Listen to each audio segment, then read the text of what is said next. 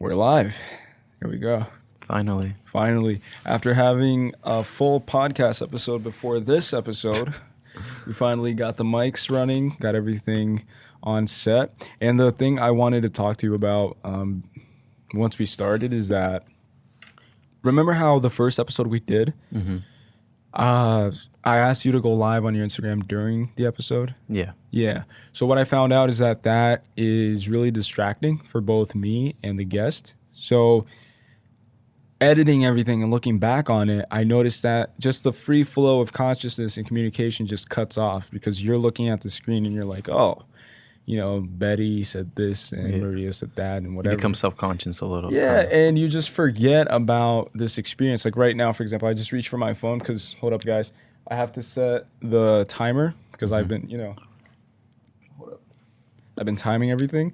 And another thing, too, is that I've been doing differently on this, I guess, version 2.0 of the podcast, is I won't edit certain things out anymore. So once it starts recording, once it starts going, that's it.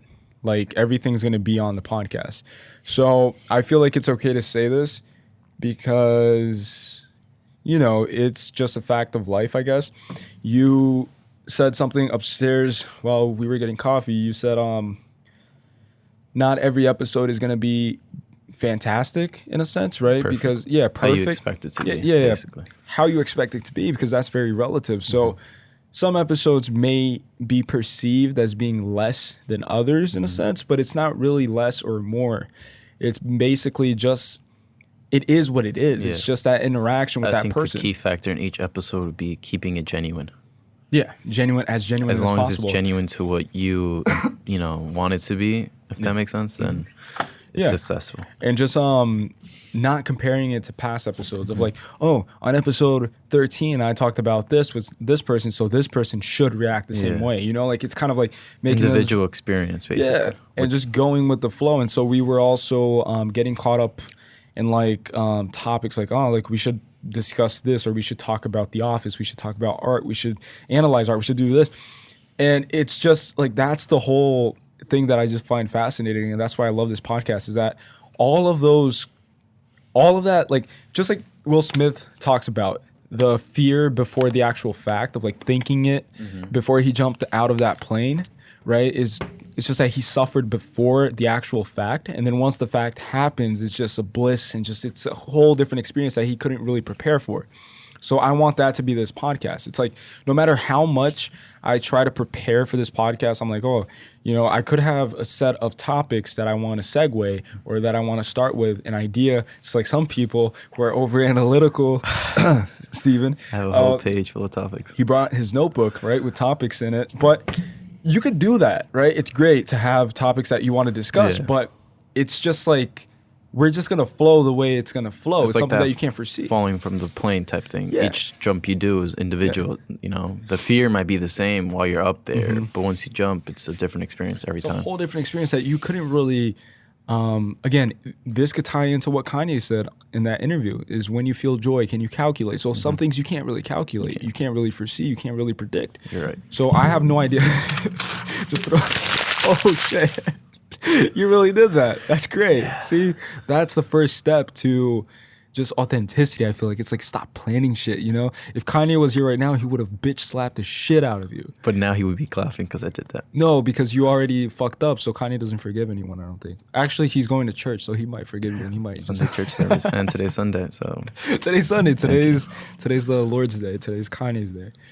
But, yeah, man, so thanks for coming back, and yeah, it was funny, right? And I just want to start off with this, I guess. Again, I said I guess because I'm just thinking about it and it's authentic, so it's just something that I just want to say, is that it's so weird to think about our episode, right? Because we sat down as complete strangers in a sense where, you and I were following each other for some time. Not even that long, to be honest. Not even that long, like a few weeks maybe, and just engaging with each other's content or whatever. And then we sat down, and then we became best friends now. We're really good friends. And just from that interaction, that weird, uncomfortable immediate moment where, you know, you sat down and then you were probably nervous. I was probably nervous as fuck because I had no idea what the fuck I was doing, and I still don't. I always say that, and I can't stress that enough. Like, people will look at this and say, oh, like, he's really good, or he's very articulate, or he, like, who does he think he is? That's exactly it. Like, I don't know who I think I am. It's just, I'm just going. It's your journey. I'm just going with the flow. With it, yeah. I'm just, you know, experimenting. So I have an idea, and I'll just, nowadays, I don't think twice. I just do it.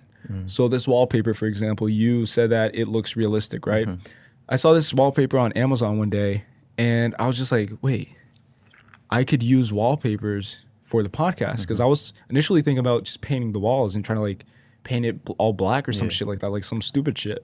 And then I saw these wallpapers. I was like, wow, like that actually looks realistic. And then I saw the reviews and stuff, and then it just started adding in my head. And then I was like, all right, so why not take a section of the podcast and just put a fucking wallpaper up? And then I saw this TV on sale at Best Buy for like maybe $300 or something like that, or $400. Saw that, got this stand from Amazon, and then just slowly but surely I was starting to build the whole podcast or the whole thing. Yeah.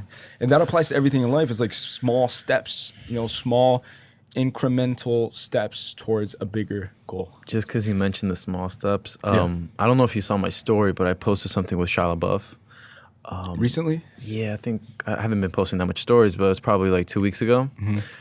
He's doing this program in, where was it? It's a poor area in Los Angeles. Think it was the poorest area.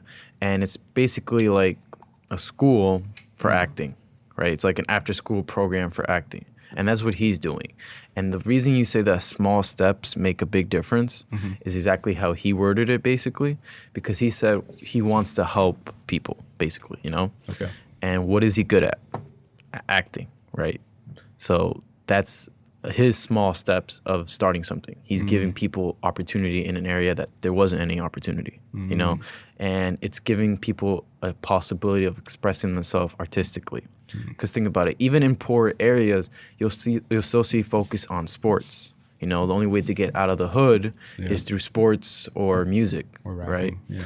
But a lot of times they don't make you question artistic, like yourself, you know? Yeah. And that's what he's trying to do. Like, he's having so many people come to this program, and it's not to be an actor, but it's just to connect with them. And he says that this experience has helped him grow as a person and really just see what really matters. So I just like how you said small steps make for a bigger goal, which it is. Like, he's doing what he was good at, which was acting, and is trying to use that in small steps to make a change. That's actually a fantastic example. And again, I don't want to sound egotistic to say that I resonate with that and say like, oh, like I'm comparing myself to Shia or whatever. But I feel like that's what this podcast is as well. In a weird way. It's kind of like I'm getting people who don't think much about themselves, because I think everybody kind of like, for example, if you were to, how do I put this? Like, how do I word this? It's kind of like the opportunity to come on a podcast. You would think that it's more reserved for celebrities, for people who have accomplished great feats, and people kind of associate it with going on the Breakfast Club and just like getting that exposure. And so people feel like, who am I to get that exposure or to get that opportunity to speak and to be in front of a microphone? And I kind of saw that as a possibility. I was like, why is it that the microphone is reserved for only, you know, these ideals of success that are imposed by society standards? All these athletes, musicians, successful people, the idea of a successful person. And that's behind that portrait right there. And that's what that portrait represents, is that success. Everybody's successful. Everybody has had their fair share of success. Everybody's an outlier in their own right, because everybody has a story of success that's worth telling, right? And so I saw that, and then I just thought to myself, why not create a platform that allows people to come on and inspire other people? And that's another thing that I truly believe, and I hold very true to myself and to my core values, is the ability to inspire. Everybody has the ability to inspire. So you have the ability to inspire. Your barber has the ability to inspire. Everybody has that ability. And so having people come on, and then people will ask me, oh, but so-and-so doesn't seem like an outlier. What makes him an outlier? Listen to the episode. You'll see, you'll understand. You'll see glimpses of it. Yeah. So like there's no And I hate labeling. I hate, I guess, dumbing people down to labels and saying like, oh, give me one sentence that justifies why you were on the FiberCast or why you deserve to be on there. No, it's like, if you're here, then there's a reason for you to be here, because everybody has a reason to be an outlier. Do I make sense? No, it does make sense. Let me just talk about that. Yeah. Basically, like the podcast you were mentioning, how you visualize that successful people here, like big shots, are usually in podcasts. But this podcast is showing that everyone has a voice. Yeah. And I think that's what you were trying to say. Everyone has a story. Simultaneously, everyone has a voice. Exactly. And I think that's just the powerful thing, is like, no matter who you are, you have something to say. Yeah. And sometimes people don't realize they have a voice. They'll look at Kanye, they'll look at superstars and what they're doing with their voice, but simultaneously they're not saying, well, I have a voice. What am I going to say? Yeah.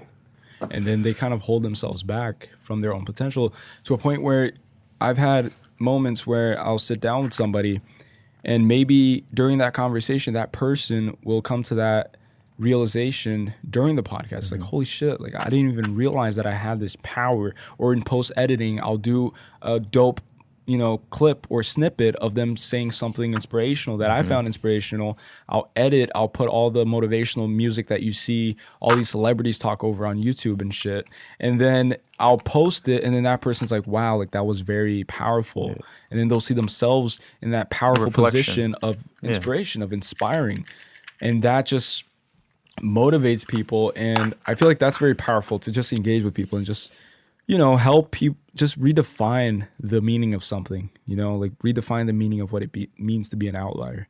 Like that's the whole objective of this podcast, is you seeing your friend on the show and then finding out something about them that you never knew, and them inspiring you in a way that you've never really expected from them. So, and a lot of these podcasts, a lot of these past podcasts have been very, deep, very engaging, very emotional even. And people are, willing, surprisingly enough, people are willing to touch on, very vulnerable aspects. Put their walls down, basically. Yeah. Put your what down? Walls. Oh, I heard balls down. I said walls. Holy Jesus Christ, this guy's. Please, Cal. Put your balls down. But yeah, so that's my whole opinion. No, I like how you said the outlier part. I think it's in us. Everyone has it in us. It's just sometimes it takes coming on to a platform like this to bring it out. Yeah, to realize that you have that power. It's in there. Yeah. You just have to bring it out and see how it comes out, like in what way. Because like another topic, a lot of people say they want to help other people, right? I'm using a personal story here. My sister, a year ago, she was talking to me about maybe changing her career path. She works at a construction firm. She's management, I guess you can say. Okay. She was like, she's going through tough times in her life, like a lot of people go through around that age. And she wanted to say, she was like, what if I become a nurse? Because I like helping people. And I sat down with her and I was like, that's nice. I mean, everyone likes helping people. It brings a good effect back. I feel good about myself because I help someone, right? Yeah. And you're changing something. But a lot of people, that's why a lot of people want to be doctors, nurses, lawyers, because that's professions that you're helping people, right? Business is always seen as a cold area. You're selfish, right? That's how it's perceived, right? But I think if people start questioning, like, if my end goal is to help people, well, I can do that with anything, like Shia LaBeouf is an actor, yet he's starting in acting school to help people. So sometimes you just really have to know, if your end goal is to help people, there's various ways to do it. You don't have to just do the norm, which would be a doctor or a nurse. If your heart isn't there, you'll find a way to help people if that's truly what you want. I believe in that, and I agree 100%, especially the part, it's like you get anything or any position you're in, you're able to reconfigure that whole reality to suit your objective, just like you said. So if your objective is to help people and you're a lawyer, you can, do charity work at prisons or whatever and start helping for free and start representing people for free. It doesn't necessarily mean that you have to, just start a charity firm or whatever, or start a charity in general. So with this podcast, for example, the idea behind it of, sitting down with important people or people that you would normally, and reconfiguring that and saying, hey, like, everybody can come on, or people that I find interesting, right? So I told you this before as well. It's more so of a selfish act on my part as well, because it allows me to engage with other people. It allows me to connect for like an hour, 2 hours, something rare nowadays. Like people don't really do that. And then, yeah, it's just, and then, fitness, and then Fiber Fitness represents, like a lot of this outlier talk is a part of the foundation of just everything that's going on right now. So it's kind of that underdog thing. And I've always been obsessed with the underdog mentality. And that's why I have a painting of David right there dressed as Superman, because it's a superpower. Underestimation, being overlooked, being rejected, neglected.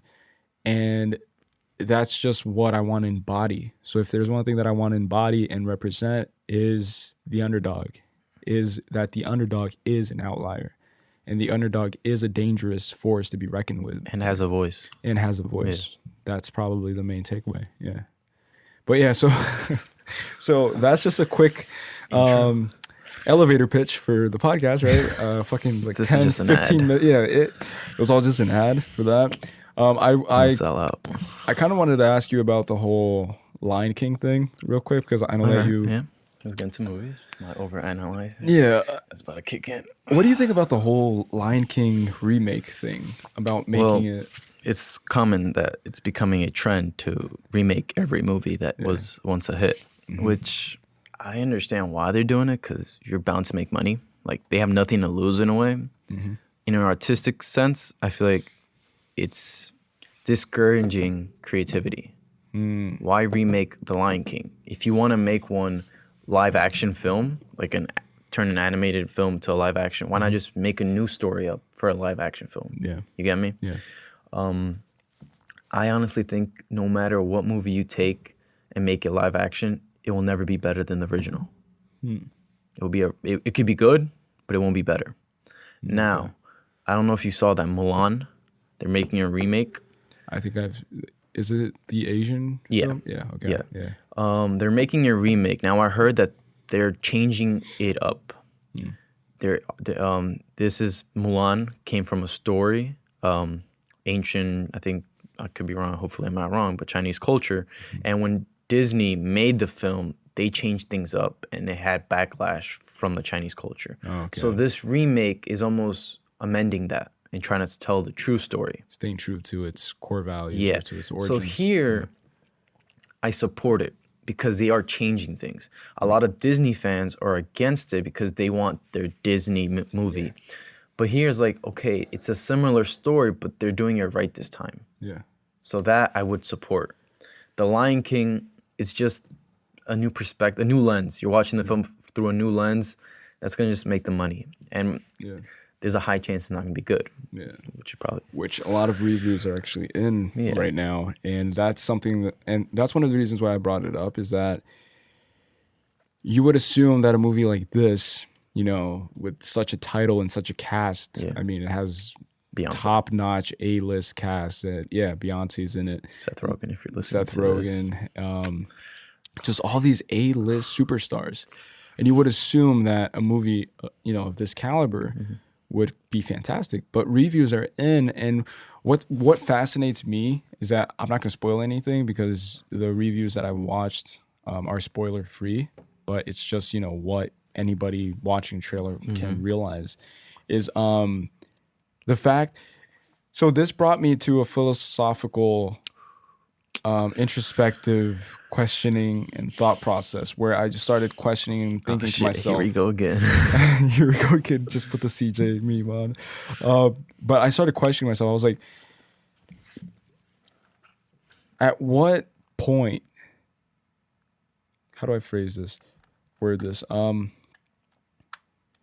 Like, how much of realism? Because basically what they've done with the movie is that they've sacrificed the emotional connection in pro of graphics and top-notch CGI and just photorealism, right? So it's just this photorealistic film, but what they forgot to add to that equation and what they forgot that made the animated version popular is the humanized and personified characters. So the lions would present like human characteristics, and us as humans, like we only relate and resonate with films that, force emotions out of us, or that promote emotions, or that we can resonate with. So we see We a latch lion onto smiling. a character usually and follow their path because it relates to our journey. And we live through that character. But how are you going to live through a vessel that you can't relate with?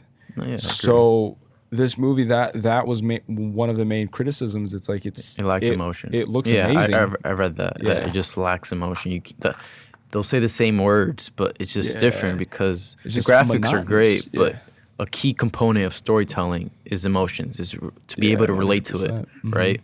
Once you take that out, you're just looking at something. Yeah. And for 2 hours, looking at something is not enough. Like if it was a 1 minute clip, then it's okay. You can take away the emotions and people watch it and be like, "That's great visuals."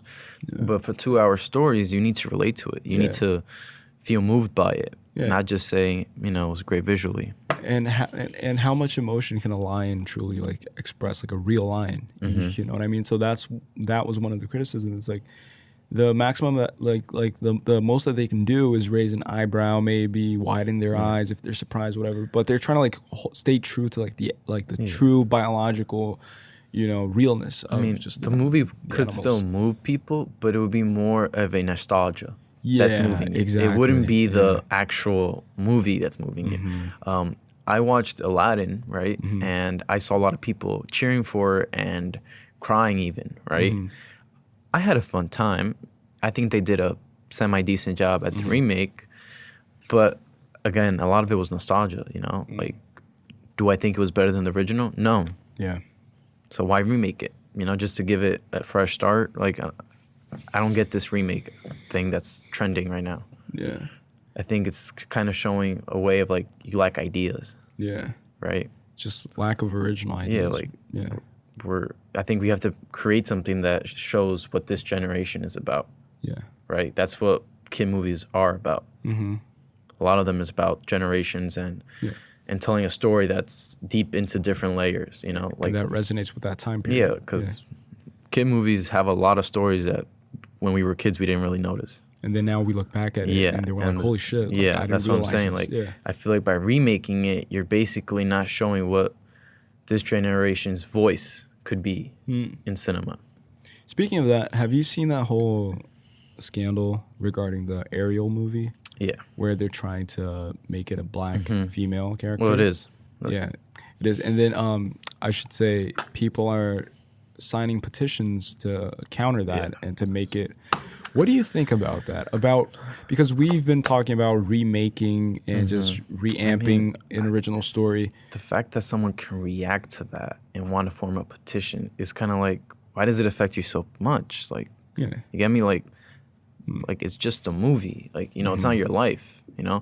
If I was the creator of the story and later on in life someone changes it so dramatically, then I understand why it personally affects you. Yeah, that person but specifically. You're just a random person who watched the movie and you loved it, all right, but I honestly, how do I say this? I don't really care who plays Ariel.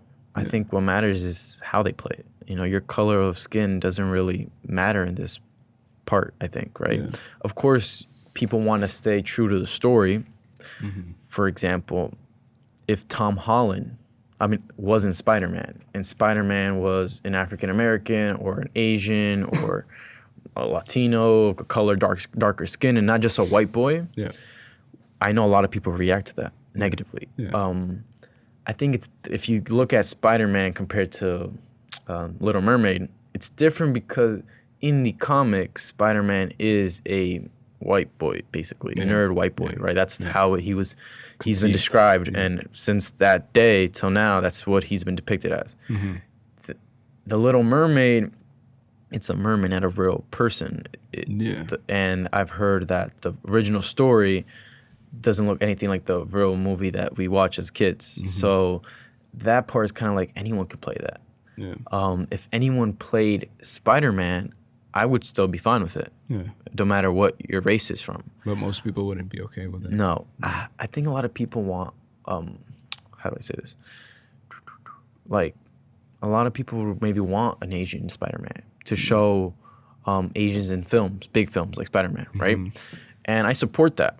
But same way, I feel like the part should be given, especially Spider-Man, which is technically, let's say, an open-ended part, there's no culture in that story, should be given to the actor who can best depict the story. Not just because of your race. Yeah. Be a whatever race you are for that role. Like, I forgot, I don't know her name, the one that was casted for Ariel. I've heard that she has a great voice. Yeah. And that's one of the reasons she was picked for the role, because there's going to be singing involved. I think that's a perfect reasoning, because why are you going to pick a random white redhead just to give the look and image if she can't perform what you need her to do as an actor, which would be singing in this movie? Yeah. So, what's her name? When is this? I forgot her name. Hold up, guys. We're checking her name. You could probably pick one of them. Yeah, Hate Bailey's. It's right there. So, Flounder? Wait. No. Whoa. Jesus Christ. Flounder, damn. My bad. Oh yeah. Oh, it's Halle Bailey. Yeah. Halle Bailey. Bailey of Chloe and Halle. Okay. Yeah. That's very tricky to me, because you can look at it from different perspectives, just like you kind of hinted. You can kind of argue that, we should stay true to the original story. And then, because my whole thing is, it goes back to original idea and just curating original thoughts rather than resorting to, just all these like past movies. And why not create a new story, a new princess story that revolves around a black character?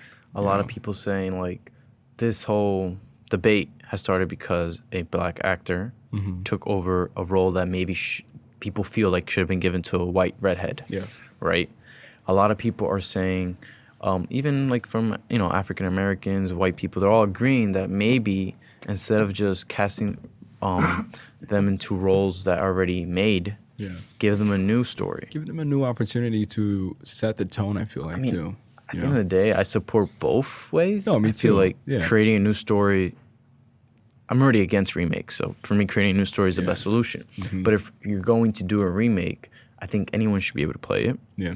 As long as you feel they're the best fit, like whoever is the casting. As long as they're the best fit. Not to feel obligated to cast someone different just to say you casted someone different. So, for example, if, let's say, Tom Holland was mediocre mediocre in his auditions, and then a black male performed better than him, but just because it's an original story, they casted Tom Holland being that. That's happened before. That's happened before, of course, for sure. Definitely. It's going to happen later on too, but I feel like you should just give it to the best one that goes for the role. And I just want to bring this up too. Have you seen the interview, the Hollywood Table, featuring Leo DiCaprio, Marty?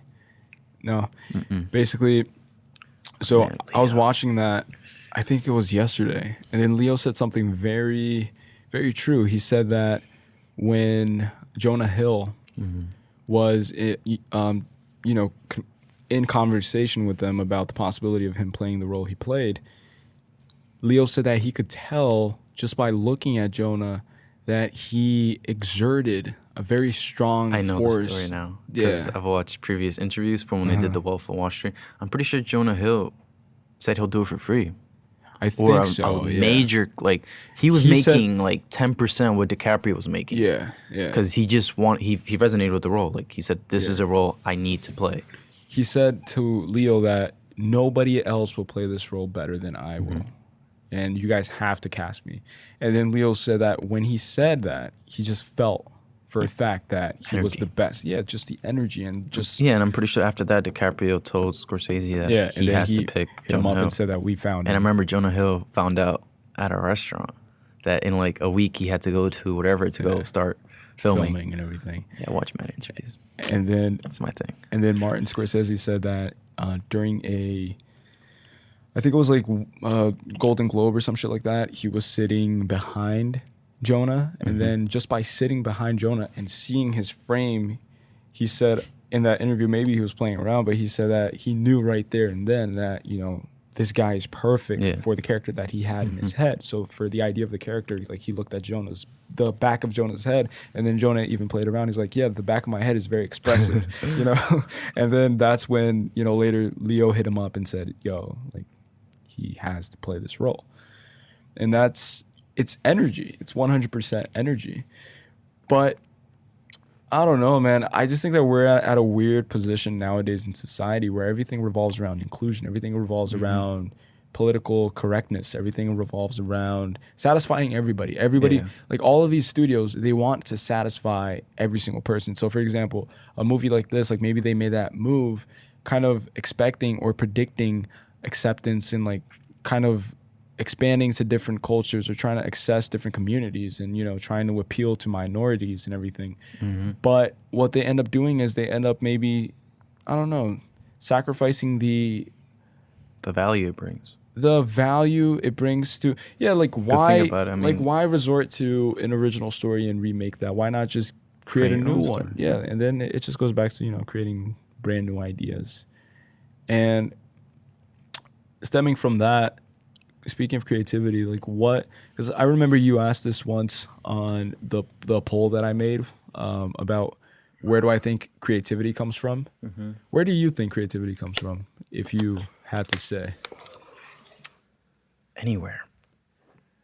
It's just a matter of if you're looking for it. Perspective of like what you're looking for. I think, I think, you know, anything can really inspire you. I want you to respond, and then I'll give my response. I think it comes from that. I think it comes from the means justify the end. So, for example, let me just bring up this example. He's losing it. When Pope Julius commissioned Raphael to paint the stanza della Signatura, he gave him creative freedom, right? It was very interesting, like the engagement that they had. And it was funny for Raphael because his experience was this. He was commissioned by Pope Julius. He got to the Vatican and he literally worked on his piece on the School of Athens and 3 separate pieces simultaneously while Michelangelo was painting the Sistine Chapel. So, and he was one of his main inspirations, like he was one of his main idols. And so he just had that moment where he just felt starstruck. He's like, wow, like I'm painting and I'm in the presence of, you know, this great, you know, master of what he does. And then shortly after, towards the end of him painting the Stanza della Signatura, Leonardo da Vinci came as well to like do some work for the Pope. So he basically just created this mecca of creativity. But what I'm trying to get to is he showed Raphael the room, basically. It was just all blank. It was, you know, just room for, you know, painting. And blank canvases. And he just told him what the purpose for that room would be.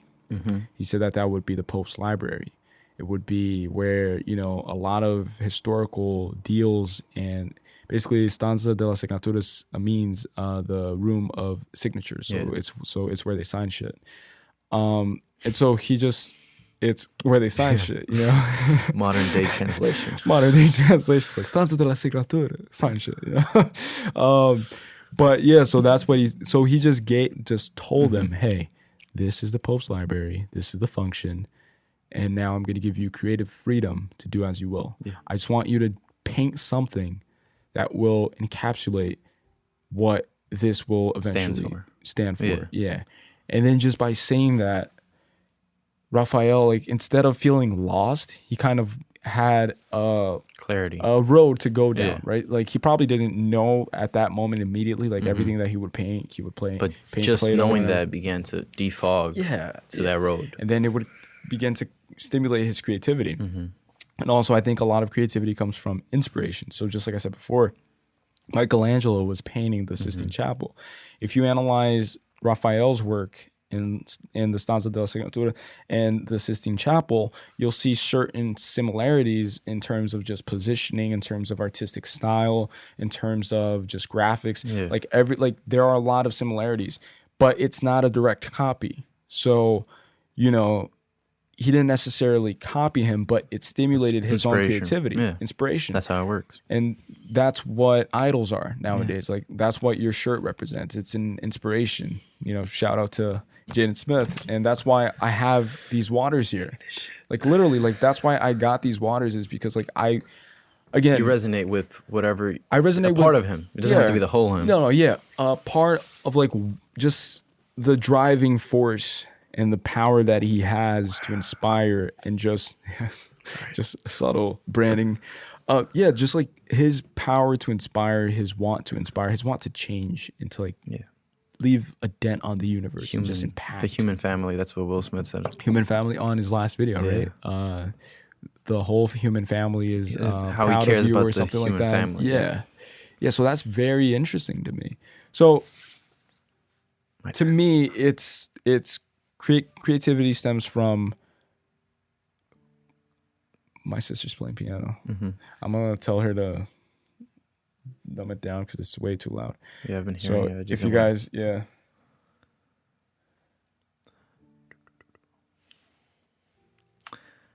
I've been holding the urge to go pick up the paper. Pick up the paper that you crushed. It's not that easy.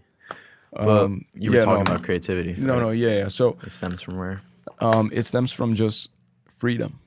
I feel like the freedom to create is one of the things we all have it in a way. Yeah. You know. But I feel like it has to stem from somewhere. I think creativity is already inside of us, you know? Yeah. I think inspiration, and I'll get to the point of inspiration. For myself right now, I'm gonna get into it. When you create something, the word inspiration is always, together with creating. Usually people who create try to inspire as well, right? Yeah. Inspiration, I feel like, how do you inspire people? Do you put ideas into their head? Like, does this work of art inspire you because it puts something into your head? I don't think that's true. I feel like true inspiration is already inside of you. You can't implement an idea in someone's mind. It's already in there. So creativity is kind of like if you get inspired by a Jaden Smith song or a J. Cole song, because you resonate with it. You relate to something that they're mentioning, something they're talking about. It's been inside you. And then from relating to that part, you can use that to create your own. That's how you kind of get what I'm saying? Yeah, so it kind of unlocks what has been concealed inside. Yeah, I feel like a large part of it, anything that you create comes from experience. What you felt, emotions, past experiences. It's all there. Subtle. You might not notice it, but it's all there. So I feel like creativity is inside us. Now you're saying like inspirations, idols and all that. Each one of them represents something that you have inside you. You could say Jaden Smith is a lost soul who's just trying to find himself and simultaneously help others around him do that. And maybe I relate to that because I feel like we're all lost souls and relating to that feeling of being lost, but simultaneously creating something while you're lost. That's why I like Jaden Smith. It's just, I feel that too. And I feel that maybe, for example, that there might be an innate thing that we haven't really figured out yet and we haven't really calculated or materialized, but I do think that there's something deep down that, just like you said, makes us resonate with certain things and not resonate with others. So that's maybe why you have your taste in music. Like maybe there are certain bands that you don't resonate with. No matter how great they are, there's this part of your being that I feel lightens up when you hear them. Exactly. It's almost like the your soul. Those snake no, it's your soul. People that the flute. I know the flute. It wakens up the snake inside. And then if they play the right chord and the right tone, then it awakens. Huh? My ring is a snake. Oh, yeah, you have a ring of snake. Okay. Sorry. That doesn't contribute to conversation at all. You said snake. That was my cue. I thought, Yeah, man. But I just, I love art. I love studying just the personal aspect of it. Like I was telling you, just understanding where Raphael's head was at that time. He was very young. He was walking through this, mecca of artistic expression. He saw Michelangelo, one of his idols.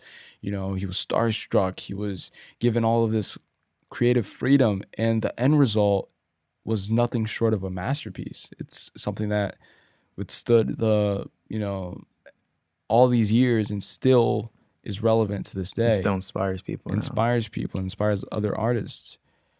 And so I feel that Pope Julius was a low-key a mastermind behind that, because he was, a genius for understanding, because he understood people, and that's actually something that in art in itself. Yeah, he understood artists. I think ego. Art, in a sense, is once you understand people, you transition that to further understanding yourself. Yeah.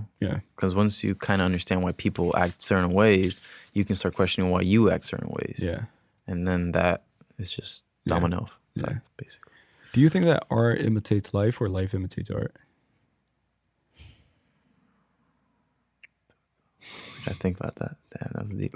It's like a quick segue. Imitates. I think life imitates art. Life imitates art? Huh. Why? Why?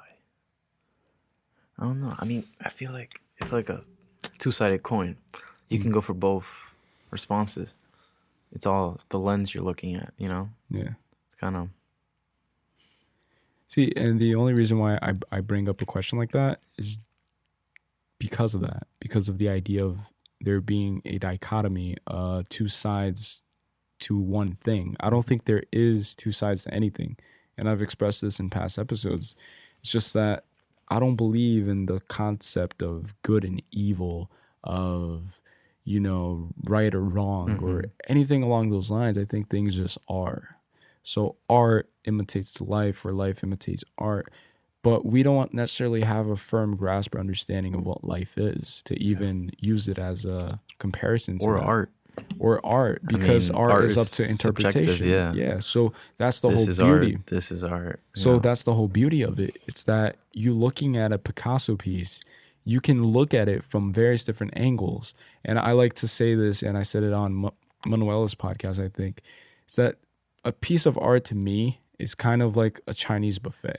You walk with your friend, like you could go with a group of people. At the end of that buffet, your plate is going to look different than mine. Yeah.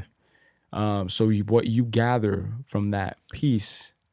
Now, my question is, just before you finish that, is you said that each plate would be different, right? Now, why did you select what you selected, and why did I select what I selected? Depends on... It's because of how you relate to things, your personal taste, experience, your innate taste. But where does taste come from? Art could be just something that humans relate to, You relate it to a certain aspect of that painting. You fixate it on that part. So that's why your plate has a lot of French fries, quote unquote. Yeah. While mine would have more meat because I related to something else. Yeah.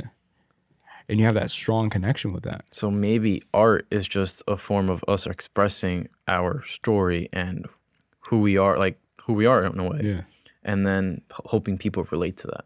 Why do you think we do that? Like, if you date back, the first human beings were artists. Like they would paint in cavings. They would try to understand. And the biggest dilemma of just the scientific community and just all of the, is that were the first paintings a manifestation of religious activity, in a sense where they would paint like religious, magical, supernatural. Like some people argue that the first pictures of, them hunting animals, hunting a bison, they did that because they believed that if they painted that bison, they would, like, that would happen in reality. So it could be a religious kind of ritual where you would draw on the wall a representation of what you want your future to be. Or it's, just like you said, an expression of self. Desire. A desire. Or it could be just pure expression, pure need to express and to just spill out what's inside of you. And then this can go even deeper to say that that's why depression is so prevalent nowadays.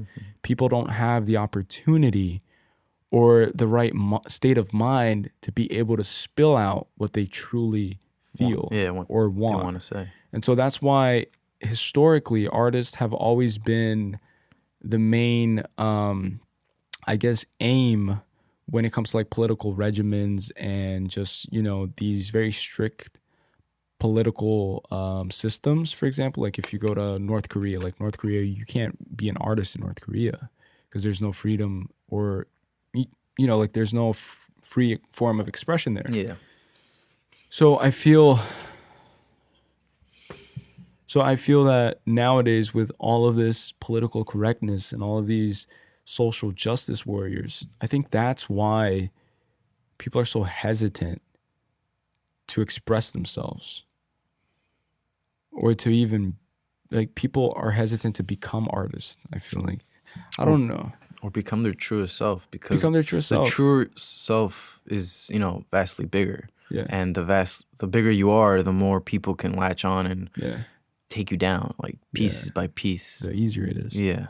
That's why I feel, for example, if the person behind Ariel, let's say that their true desire and want was to create a story that holds true to the original script and cast, a redhead, white girl.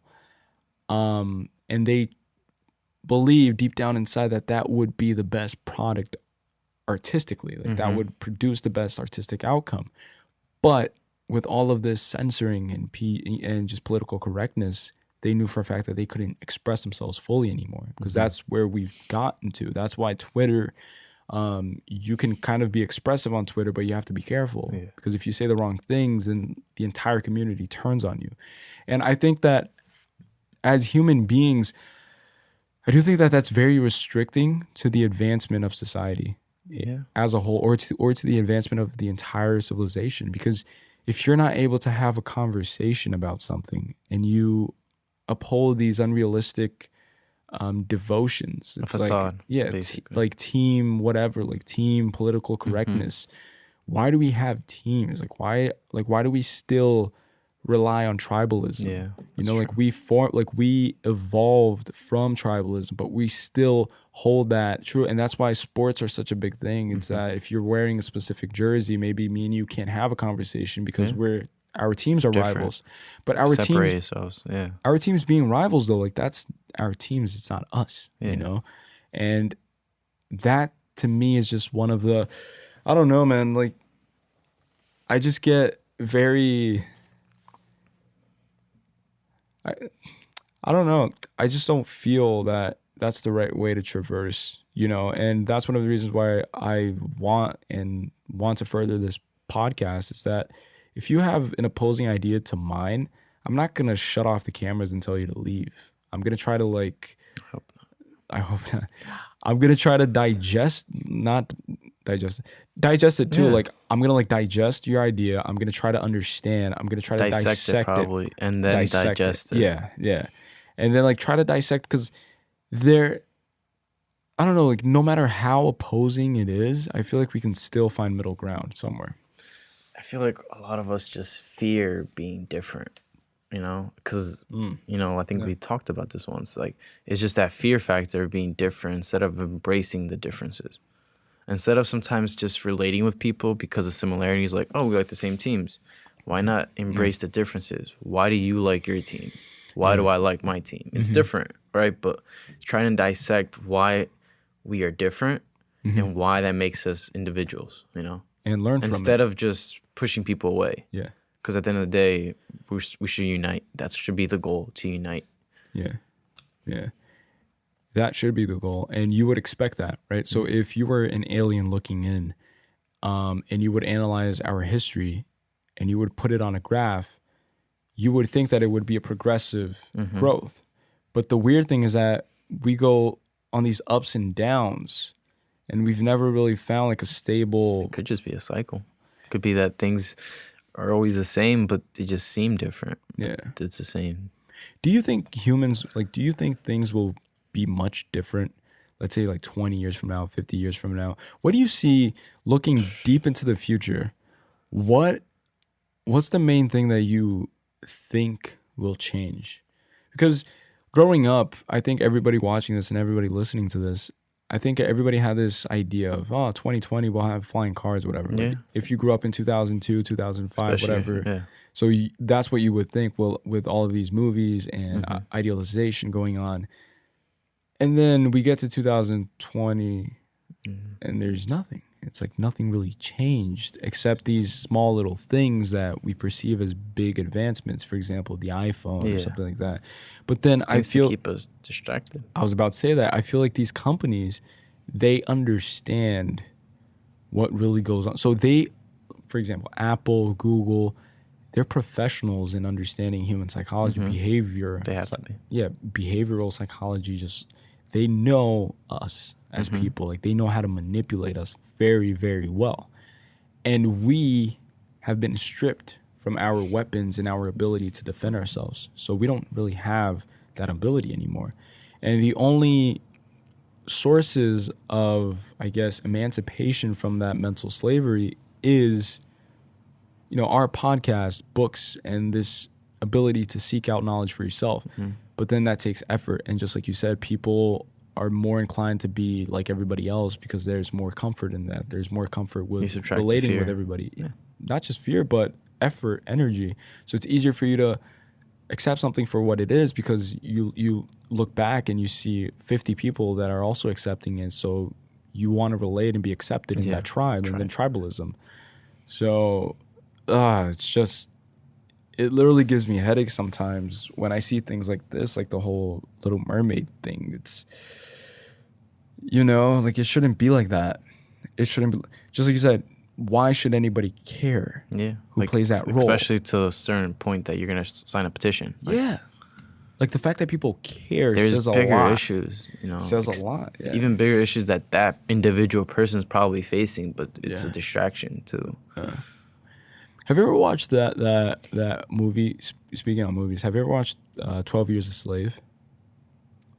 I did, but I think I watched it in a class, and I don't really recall much. I remember maybe scenes and stuff, but the full story, I can't.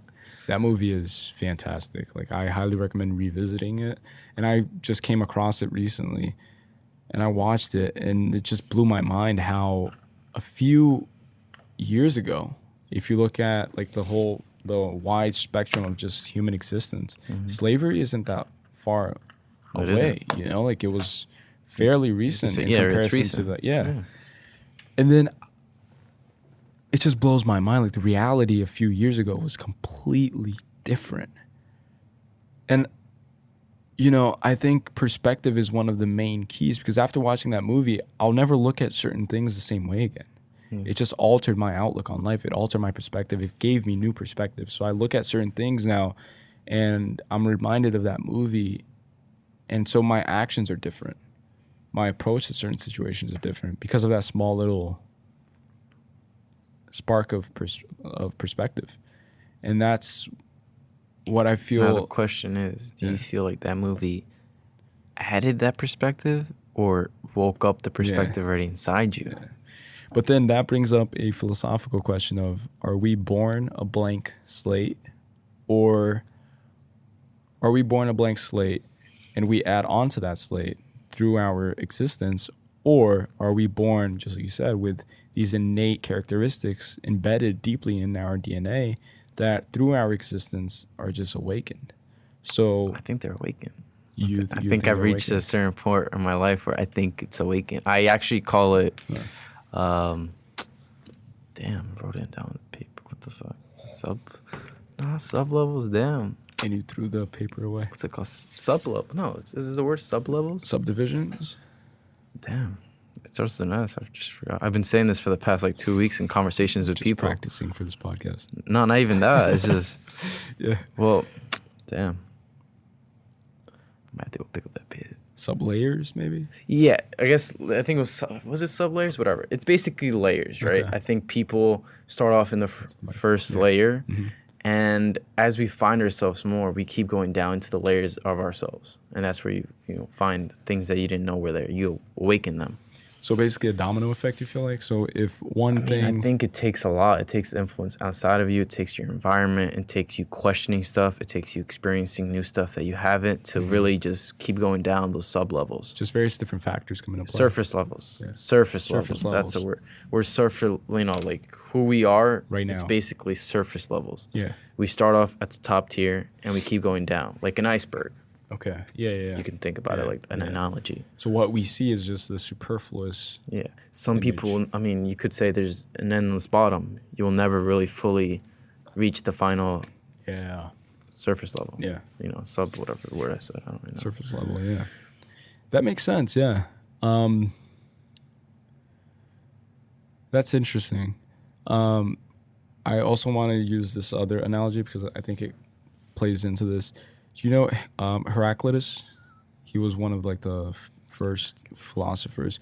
Basically, Basically, he's the guy that said that a man doesn't enter the same river twice because the man is different and the river is different. Yeah, so he believed that everything is in constant change, everything's in constant flux. The only thing that's permanent is change itself. I agree. And then the person that countered his ideology, again, advancements come from discussions, right? Yeah. So back in the day, they understood that. Nowadays, it's just hard for you to engage and discuss with people and counter their and question. FiberCast. Yeah, unless you're on the FiberCast. Again, all of this was just subtle marketing to lead to this point. But yeah, so basically, the person that countered his argument was Parmenides. Parmenides said that he argued, okay, so you get a boy. A boy goes from boy to man to old to death, right? And you observe that boy. The changes that you see are all illusions because the boy is still the boy. He never changed necessarily. He just went through these things that you perceive as a change, but his essence as that boy remains the same. So the changes that you see on the outside are all elusive. They're all just, he says that they're fruits of your imperfect senses, that we have imperfect senses of vision, of, just senses in general. So, and then he also uses the example of the leaf. The leaf goes from green to brown to dead. Yeah. But the leaf remains the same. Like it doesn't change into a different leaf. So no matter how much water that leaf is submersed in, that leaf will never become a fish. Right? It won't change. That is change. Like that is change of essence. Everything's been already inside it. Yeah. Basically. So that's an age-old argument. It's like, are you born a clean slate? Are you born? And that's a good one. That's hard. That's a hard one. That's fucking. Actually, comment below if you guys are listening to this or if you guys are watching this on YouTube. Comment below what you guys think. Do you guys think that we're born a clean slate and we add on to it throughout our existence, or if we're born with these innate characteristics that are awakened throughout existence? I think that's a good, and I'll probably do an Instagram poll on this, so, choose. Well, you never answered. Which one do you think it is? I think it's both. Yeah, I mean, I see how both have an argument. Yeah. I think it's just, you could say, doesn't matter. End of the day, it's almost like the control factor is you. Yeah. Like in both of those situations, it's you. Yeah. Right? So you could say, like, let's just say you start painting and you're adding that to your attributes. It's just a hobby, but whatever. You could say you're adding onto it, like the first argument, or you could say it's always been in you. It's just an expression. What matters, I think, is that the finding of it. Yeah. Not what it means. Like you found it. You were able to decipher and go to the next sub-level, right? If the sub-level existed before or it's always been there, that's really just... It just doesn't matter. Like you said. Nothing matters. And using that as an example for myself, actually, like using a personal example, this podcast, right? The first time I did a podcast, of course, it was a very uncomfortable experience for me and probably for the guests as well, because, I didn't really have a handle for everything. I'm still learning as I go, so it's always a learning process, and that's for everything in life. I don't think anybody has anything figured out completely. Basically, what I want to say is the first episode I did, I felt like, holy shit, like I enjoy this. I felt like I felt a very strong resonance, just like you said. Did you feel like maybe a void was filled? Not necessarily a void was filled, but I felt like I heard a voice, in a sense, like calling for me to do that thing. Do you think you maybe, until that point in your life, you felt like you lacked a voice? You ever felt like maybe your voice wasn't as powerful as you think it could be? And until you had this opportunity to display your voice, Yeah. then it filled that void. I feel like that has been if I date back to like high school, for example, I've always been that person who sits in the back of the classroom, very reserved. I've always been very self-conscious about myself, about my image. I've always been kind of insecure. And I've always realized that I would always try to overcompensate for that insecurity in some shape or fashion. So what I would do is I would try to convince myself that I was confident. So I would create this false sense of confidence.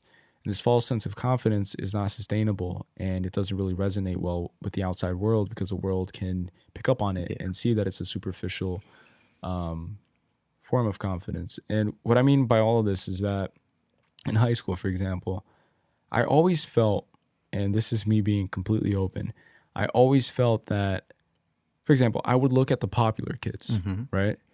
I would always feel and ask myself, like, why am I not popular? What's missing? Like, what's missing? Like, what do I what not makes me have different? that they have? Why are they in that position of status and all that stuff?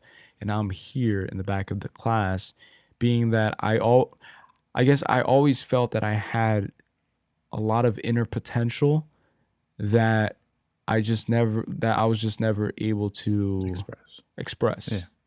And I felt I was never given the opportunity to do so. And so when I finally found out that I create my own opportunities, that's when I started creating this podcast. That's when I started doing everything that changed my life completely. You created the Cal we know now. I created, but I didn't really create him. I just He's been there. Allowed him to walk, I guess now. The freedom to express himself. I just freedom opened his cage. You woke him up, basically, and you let him roam. Yeah. Being that, I guess I have some form of resentment, if you will, towards the Cali in the past because of his lack of understanding that he had the power all along to unlock. You've been there all along. I've been there, yeah. So, but that Cali had a different perception and a different assimilation of reality, so he felt that that's just how things were. Couldn't you say that maybe in 20 years, the future Cali would say the same thing about the current Cali? Yeah, probably because before we started this podcast, I was telling you about how if I look back to the first FiberCast episodes, which was almost a year ago, I'll cringe very strongly. I did last night when I heard our first podcast. Yeah, it's just like looking at the changes in, I guess, the way that you articulate words, the cadence, the way that you convey a message. Everything changes. Your demeanor changes because of experiences. But then that ties into the whole thing of how I think it's both. It's experiences too. Because experiences mold. I guess, okay, so we're born with clay. The essence is clay. We're born with clay. Yeah. What if we are clay? But then who's molding us? Experiences are molding us. So we are clay. I feel like we hold clay inside of us. So what's experience then? Our hands? No. I don't think this really matters. Experiences. No, I agree. Experiences mold. That's not we're not debating that. It's just just like what the clay is. But then, what is self? Like we, for example, the person talking right now. All of society and myself have been convinced that it's Cali. But then, who's the voice that you hear in your head when you're thinking? And people say that's your conscience, right? But what's your conscience? What is conscience? What if the voice in your head is the Cali in the other sub-level? And he's molding you to reach that. But some people don't listen to the voice in their head. So you stay stagnant. Okay. So I see where you're getting. So basically, So people who are in tune with their with the voice in their Who head, talk to their voice in their head, yeah, quote unquote, or who just do it. listen to Listen, yeah, definitely. it, Listen. they are the ones that achieve the most highest level Of understanding themselves, maybe. understanding of self, and then that ties into, I guess, our definition of success. So, well, kind of. So, well, just because you understand yourself doesn't mean you're applying everything. Yeah. I mean, just, you know. So, for example, Kanye West, he stands for just being your own unique person. Mm-hmm. So maybe that's him listening to his voice has led him to that conclusion that, hey, and then that ties into his albums. Listening is very complex because just because you listen to it doesn't mean you fully understand it. You know, I think comprehension is the key element here. Yeah. And then to understand. That's why, to a certain degree, people might think Kanye is crazy because he's listening it to himself, but the way he expresses it might not be the way he should have. You know, kind of understand, like his comprehension. He understood the message, but then the translation had dips. I don't know if I'm just... I get it. Yeah, and yeah, I'm just trying to... Because his form of understanding, right? Like, what is understanding something? Because I'm a huge advocate for the fact that nobody should be considered a teacher. Yeah, I agree. Just because you hold more information in your brain that you've accumulated through your personal experience doesn't mean that you're in a position to teach anything. Yeah, that's true. That's why if you really just talk to teachers, like actual teachers, a lot of them will say they learn probably more from their students than they teach. Yep. And maybe that just shows that we as humans just learn off of each other. You know, we quote unquote connect each other like through a wire, and you take what you need to take, I take what I need to take. We're teachers and students simultaneously, and we both learn from that experience. Yeah. But the form of understanding of certain people are different from others. So Einstein's ability to understand physics is much different than my ability to understand physics. But maybe my ability to understand, I don't know, art is different than his ability to understand art. But that doesn't mean necessarily that I'm better than him or he's better than me. But then society says that he's better than me. Yeah. So in a weird way, that breaks the whole stigma and the whole idea of icons. And that leads to my conclusion that I don't believe in icons. I don't believe in idealizing anybody. It's kind of like, okay, I appreciate Kanye West for everything that he has done, but I'm not going to praise him on a religious level to a point where I'm devoting my life to becoming an advocate. He just covered his shirt because he's wearing a Jaden Smith shirt. But it's cool to represent an idea. I agree with you in the sense of like there's idolizing someone. And I'm wearing Michael Scott's shirt. This guy's a fucking fiend right here. Look at this guy. He probably has one in his room. I'm wearing a Michael Scott underwear too. That's what she said. You'll get there. All right. You'll get there. No, but yeah, you know, like idolizing people it's dangerous. You're playing with fire fully, I think, because by idolizing someone, you're taking that energy and focus from really idolizing yourself, if that makes sense. You know, you're putting so much attention into something that isn't really furthering your understanding of yourself. Yeah. But I do agree that you could take, it's kind of almost relating to someone. You take what you want from the person that others would idolize, like Kanye. You take what you want from him and use that to further understand yourself. Yeah. So, for example, Kanye was probably one of my earliest form of inspiration in the sense of creativity. In the sense that people viewed him as crazy because of how, well, in his mind, he was in tune with himself. Yeah. So that's where, you know, I think you can learn something from anyone, like anyone. 100%. A homeless person can teach you what real empathy is. Like, it's just like, it's crazy to think that you can learn from anyone. So I think it should be less idolizing and just more trying to like see what you can, it sounds selfish, but take away from someone. Yeah. And apply it to yourself. Yeah. I agree. And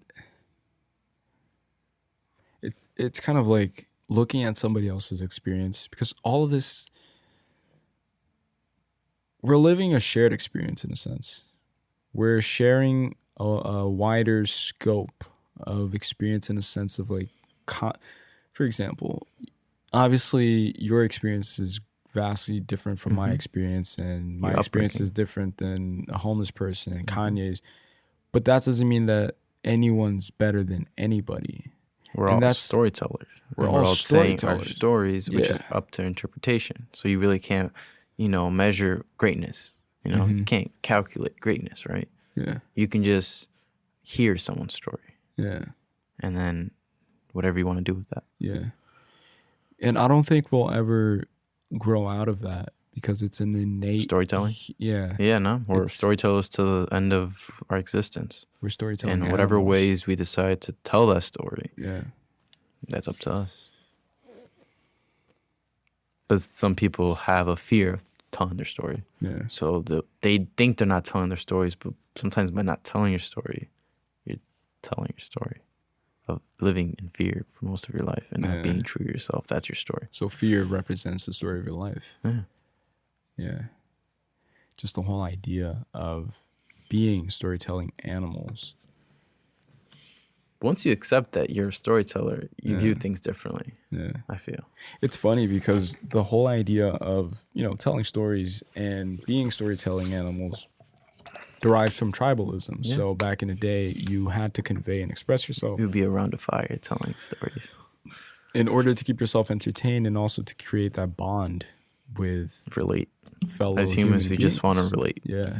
And then if you look at society, everything is filtered through this social framework, which is something I find fascinating. So a car, for example, it has headlights. If you look at a car, I don't know if you feel this, but I can kind of tell the personality of that car. It's like they kind of have like facial expressions, if you will. Like certain cars look mean, other cars look kind of like just bland. Other cars have like. Could say that's just marketing. But that's marketing.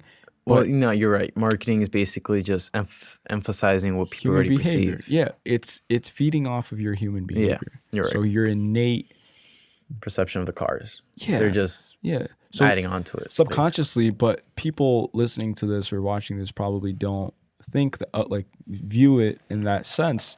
But subconsciously, you pick that up. It's like, because there are human features applied to something. So that goes back to the Lion King. You'll buy a car, or people are for example, you have people who are fascinated by cars. Yeah. There's something more there, I feel. There's a human element that person sees in that car. So, for example, if you go through an experience where your dad was, obsessed with his 97 Mustang, and then your dad passes away, you see your dad in that 97 Mustang. Yeah. So that car is just a representation. To a certain extent, that was part of his story, a car. Yeah. And he lives on through that vessel. But the way that you live through a vessel is if you relate to it and if you attribute human values to it and human characteristics. And then that's why Lion King failed as a vessel for people to live through. So cars, we live through cars. It eliminated the emotional, to be able to relate to human factors. So stories, we relate to stories because of that. We relate to human emotions because of that. So if you're watching a movie and you see an actor or actress crying or an emotional scene, you'll start tearing up. And you don't even know why sometimes. Like maybe you just walked into the movie and you see that. And then, you see that scene that lasts for 5 minutes. And eventually at one moment, you'll start kind of mirroring that emotion. Because that's just what whatever you pick up from that scene, you translate it to your own life, basically. You relate to it fully. Yeah. It's basically like you look at your past experience or the current experience you're going through and be like, well, I can see myself with the same struggles. Yeah. It might be a different level to it, but we all have struggles. Yeah. We can't neglect that. Yeah. It's kind of like, I've watched a video recently. I don't even know if it was yesterday or 2 days ago. I don't know what day today is. Well, yeah, YouTube's been my best friend. But basically... YouTube. This guy's just like... You watched Toy Story, right? Like the first one. I've also watched the last one, too. I haven't, but thank you for telling me that. Yeah. I didn't need to know that. Yeah. The first one, though, you've watched it, right? Yeah. Who would you say is the the person you related the most in the film? I know there's no humans to relate to. It's toys. Yeah. But who would be the one you related the most to? I would have to pull up the cast real quick, just the original one, because it's been a minute, man. It's just the toys. They're not acting the actors. The toys. There's not that many either. Like, come on. The one I would relate to, I guess, is the one that has the most heart, Woody, I guess. Did you know, and I mean, I guess it's all perspective, but he is the antagonist of that film. I don't remember the plot. All right, so Woody's the one in charge. He's the preferred toy until Buzz Lightyear comes in. Sheriff. And The then new guy. Oh, yeah. The modern guy, say, like, because he's a space guy. The guy. Superhero. Yeah. And he becomes the new favorite toy, and he starts to take a little bit of that power away from Woody. So the reason that the video explained that Woody's the antagonist is basically that people relate to Woody. People fear change.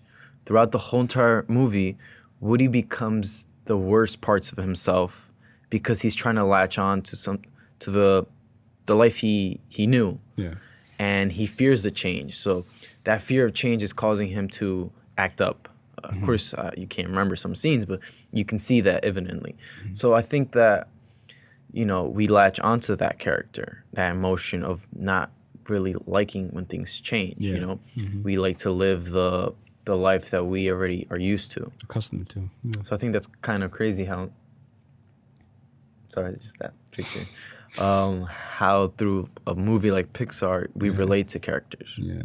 And their story. Like, it's just a toy who got replaced by another toy, but there's a bigger meaning to that. Yeah. Maybe we feel that in our relationships when you see an ex with someone new, like, oh, I've been replaced, and you feel something like that. You get me? We all, from Woody, and it's crazy because most people wouldn't think Woody was the antagonist because we are so used to fearing that change that we don't think that we're the antagonists of our own lives. I get it. But we could be. Yeah. And we probably are to some people. I mean, we're the hero and the villain. Yeah. Constantly at the same time. Yeah. Yeah.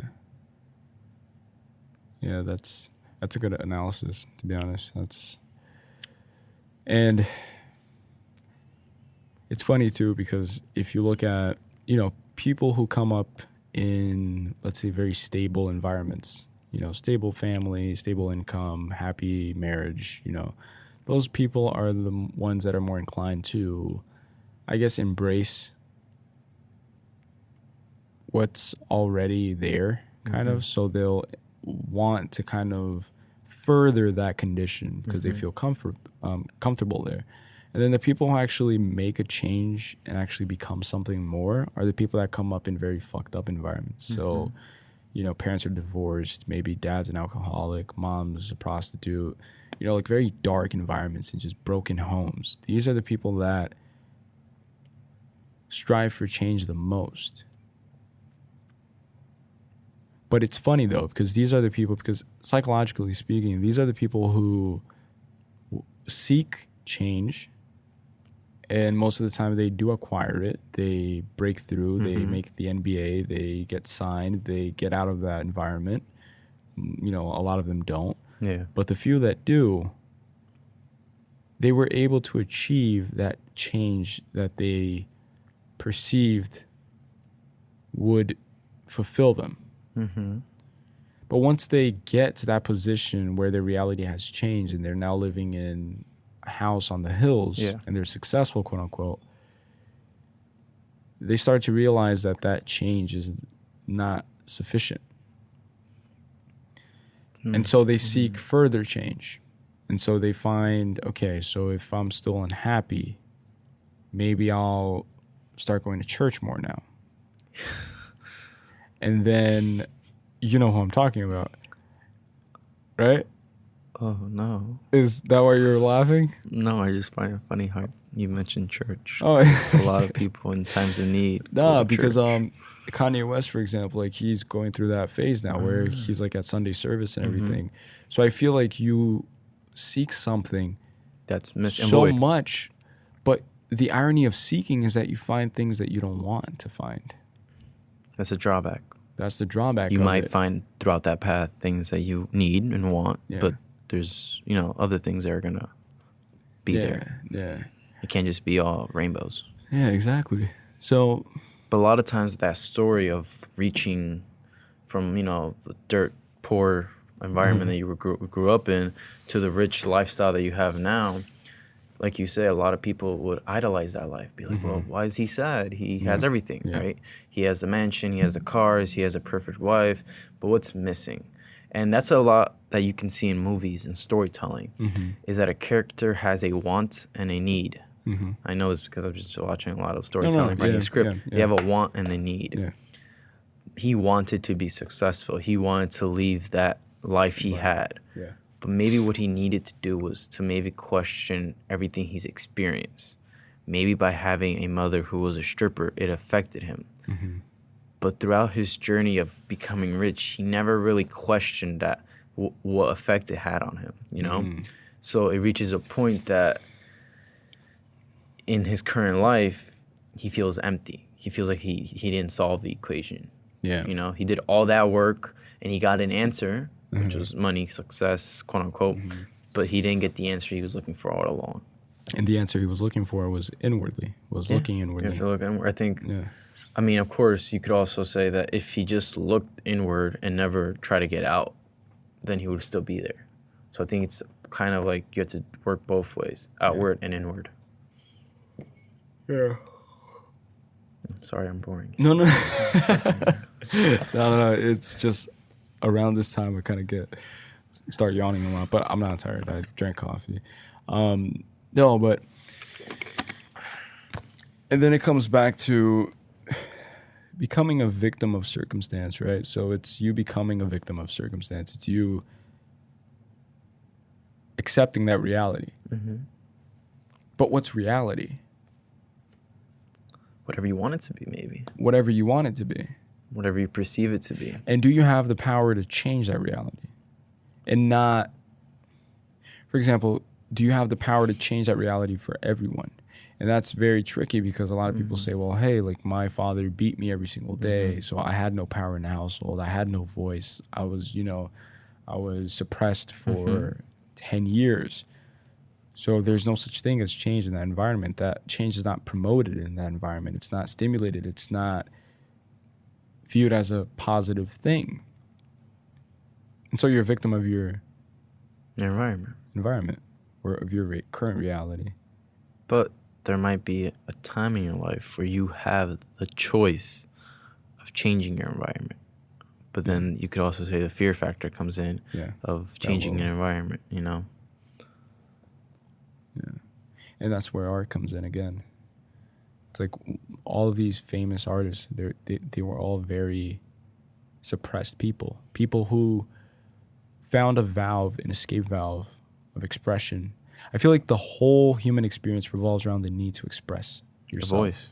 A voice. We agree that everyone has a voice. Yeah. And I think sometimes just accepting that makes you feel like, well, it's my voice. Yeah.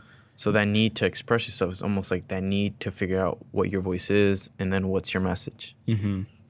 Not just finding your voice. That's obviously like a key part in it.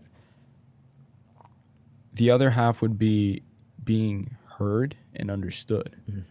That's true. So you can shout anything you want from a microphone.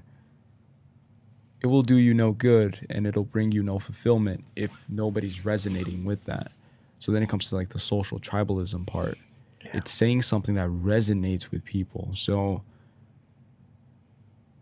that's the power of influence. Yeah.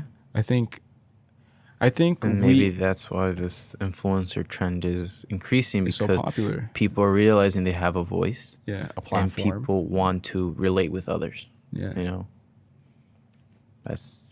But then that's very dangerous because that takes away from your own ability to find your own voice. So that's when that's why a lot of influencers they look the same. Like, like the same because whatever they bring out is very similar. Yeah, because they agree they have a voice, but what they're putting out there isn't their true voice, if that makes sense. Yeah, they're looking at what works and they're trying to replicate those results with a completely different It's all a product. fugazi, you know. It's a fugazi. He's been waiting the whole podcast to say that. All right, and we're back. Sorry about that, guys. We had some technical difficulties, and we just decided to take a quick bathroom break. Now we're back and rejuvenated, refreshed, hydrated, drinking just water. Shout out to Jaden Smith, sponsoring this show. And during the break, Steven Saw said that he wanted to jump and segue into relationships. Yeah, I want to know about Cal. About Cal. You give this very cold image on social media. No, I don't. So we want to know, the I'm very people emotional. want to know who Cal is. What do you want to? Do you believe in this idea of love? Is love even possible? I think that's a more complex question. I think we should start. What does love mean? Well, I thought I had control on this. Yeah. But I guess not. Ego versus ego here. Ego. Okay, what is love? Yeah, like what is love? I honestly believe love is the only word that you cannot fully express. It's unexplainable. Yeah. It's individual. What love means for you is not what it really means to me. Yeah. But I feel like love is something that a lot of people think it's self-explanatory. You know, like everyone thinks it's already defined, but you can't define love. You know? Yeah. Kind of like God, right? God has various different connotations given to him, various different labels. That's why there's so many religions, right? So it's this force, it's this energy that we can't really explain and that we attribute this label to, and we call him God, God. It's a male energy sometimes, it's a female energy. God is a woman. It's an energy nonetheless. And again, it goes back to the whole conversation that we were having before this break of personalizing and giving and attributing human attributes to certain things that we can't really explain. Certain energy, maybe. Certain energy. So that's why there's male energy, female energy. That's why there's like, oh, I'm feeling this guy's vibe. I'm feeling her vibe. I'm feeling this. It's a feeling. And as humans, we always try to understand things, and we use the tools that we have, obviously, at our disposition to understand what we don't really comprehend. And so love is one of those things. It's where that's why Kanye says, you can't calculate love. Yeah. Do you love looking at these sneakers? What does it bring you? It brings joy. Can you calculate joy? You can't. It's a feeling. And so what he means by that, I feel like, is it's just something that you should immerse yourself in and embrace completely to your utmost potential. Lose yourself in love? See, the word lose is very tricky, because if you lose yourself in love, what does that imply? Like, what does that mean? It's like lose yourself. See, but like no one knows what it means. Yeah. So even asking that question, there's no answer to it because there's no meaning to it. One thing I heard yesterday was when we talk about love, we talk about falling in love. You never say going up in love. Like, stand up in love. Yeah, like why is it always falling in love? You're falling downwards. Yeah. And I don't know if you recall, but once we were having this conversation, and I said love is virtually you, what's it called? Jumping off a plane with your the other person, like a loved one. You're jumping off a plane with a spouse or whatever, your loved one, and you're free falling, right? And you know that you're falling. You just have to hope that what's it called? That throughout your life, you know, you won't hit the ground before you die, if that makes sense. I forgot how I don't know if you recall us talking about that. I think so. Yeah. So it's free falling. Okay, so let's create this scenario. So you're free falling. So the free fall. Some relationships we visually think that, no, not visually. We think they're forever, right? And a large part of us don't realize that each relationship teaches something about ourselves, right? Yeah. So you could say every relationship we have is selfish because we're seeking to know more about ourselves. Yeah. So your relationships might not be lasting forever, right? True love might not last forever, right? true love might just last a few years. So that free fall with that person, eventually you hit the ground. But you have to be able to get up and jump again. And hop on another plane and allow yourself to free fall again. But what also might happen is once that person hits the ground, a lot of people, maybe they fall in a bad way. Yeah. So they hurt themselves during that free fall. And that traumatizes them. That induces them to fear jumping again. Yeah. So that's what happens a lot, is that people jump once, they free fall without knowing that it's a free fall, or without understanding that there's an end ground there, right? And I do believe that, for example, this is where, fights and misunderstandings between couples, you can free fall with someone, hit the ground, and re-enter the airplane with that same someone. It doesn't necessarily have to be another person. So you guys can free fall again. Because what does the ground represent? The ground represents... If you're saying you can hit it and then get back up. The ground represents the end of a cycle. A cycle of life, love, understanding, mutual understanding, mutual learning. When you're falling off a plane, the wind guides you to different direction. Couldn't each different direction be the end of that cycle? Couldn't the ground just be the end of the relationship?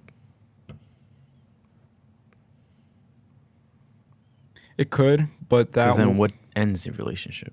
We both hit the ground, let's just go back up. I think it depends on your end goal. Again, it's the means meet the end kind of thing. It's kind of like, if you approach it in that fashion, then sure, the ground represents the end of a relationship. But I feel that if you go into a relationship with that idea of there being a ground or being an end, then it'll make the experience less pleasurable or less valuable, because you're living that experience understanding that that person is replaceable, that person is finite. It's going to have an expiration date. So you won't enjoy it as much as if you would approach it as a free fall, that there will be an inevitable ground. Yeah. But then that's just the end of that cycle. So during that free fall, during those winds, those storms, you're pushed and tugged left and right. Direction, quote unquote. And the couples that are able to work together and regain that balance towards that target on the ground, the right target on the ground, the target that both of them agree on, they're able to navigate those winds and land together on that target. And then that ends that cycle. So for example, let's say that you meet someone in high school. You guys go through a cycle, and now you guys are thinking about getting married. That thought of getting married is the ground. And now you guys are going to hop on a new airplane. And then that new airplane is going to be the marriage. So now you guys are free falling. You guys have kids. You guys have this new cycle. Then you fall on the ground again, but now it's a new target on the ground. But again, it depends on the two people free falling to work together and stay together, hold hands, and just navigate their ways through that wind and through that storm. Now my question is, throughout each of those jumps, let's quote unquote, people change, right? Or 100%. So the winds change you. The question is, if a person changes and that change causes them not to be together anymore, right? Does that mean it was never true love? No. Because for you to agree to enter that airplane in the first place, there had to be something there. Okay. But the fact that there had to be something there doesn't necessarily mean that it's true love. I think, again, it goes back to applying labels to things. There was a feeling. It was genuine, just like this podcast, just like we talked before. Not every episode is going to be fantastic, but that doesn't mean that it's bad. It's an experience. It's a unique experience. Nonetheless, yeah, it's genuine, right? So whatever came about it, if there was a fight, if there was a misunderstanding, if the guest just took off, just broke everything, it's still a genuine experience, whether it's negative or positive. And so I feel like stepping into that airplane, there's something there, whether it's true love, whether it's carnal affection, but you'll find out during the free fall. because that's when it will require the most energy and the oneness aspect and that mutual resonance with your partner. So it's kind of like alone, you won't survive that free fall. So you'll die, let's say, before you hit the ground. So that's my interpretation of it. You'll get suffocated by the wind, or you'll get hit by lightning, or the storm will take over you and it'll kill you. So the moment you hit the ground, you'll hit the ground dead. But if you're with your partner, you're able to navigate, avoid those thunderbolts, avoid those crazy winds, and you'll breathe together and just keep each other calm and just learn how to free fall. But that's a lesson that you have to learn. It's like, learn how to free fall. And then allow yourself to free fall. Allow yourself to free fall, but then be trust. Vulnerable, maybe. That's what free fall is, being vulnerable. But then vulnerability comes or stems from trust. So you have to trust that significant other. But sometimes it's not the fact that you don't trust the person. It's that you don't trust yourself. Trusting people. Does that make sense? Explain.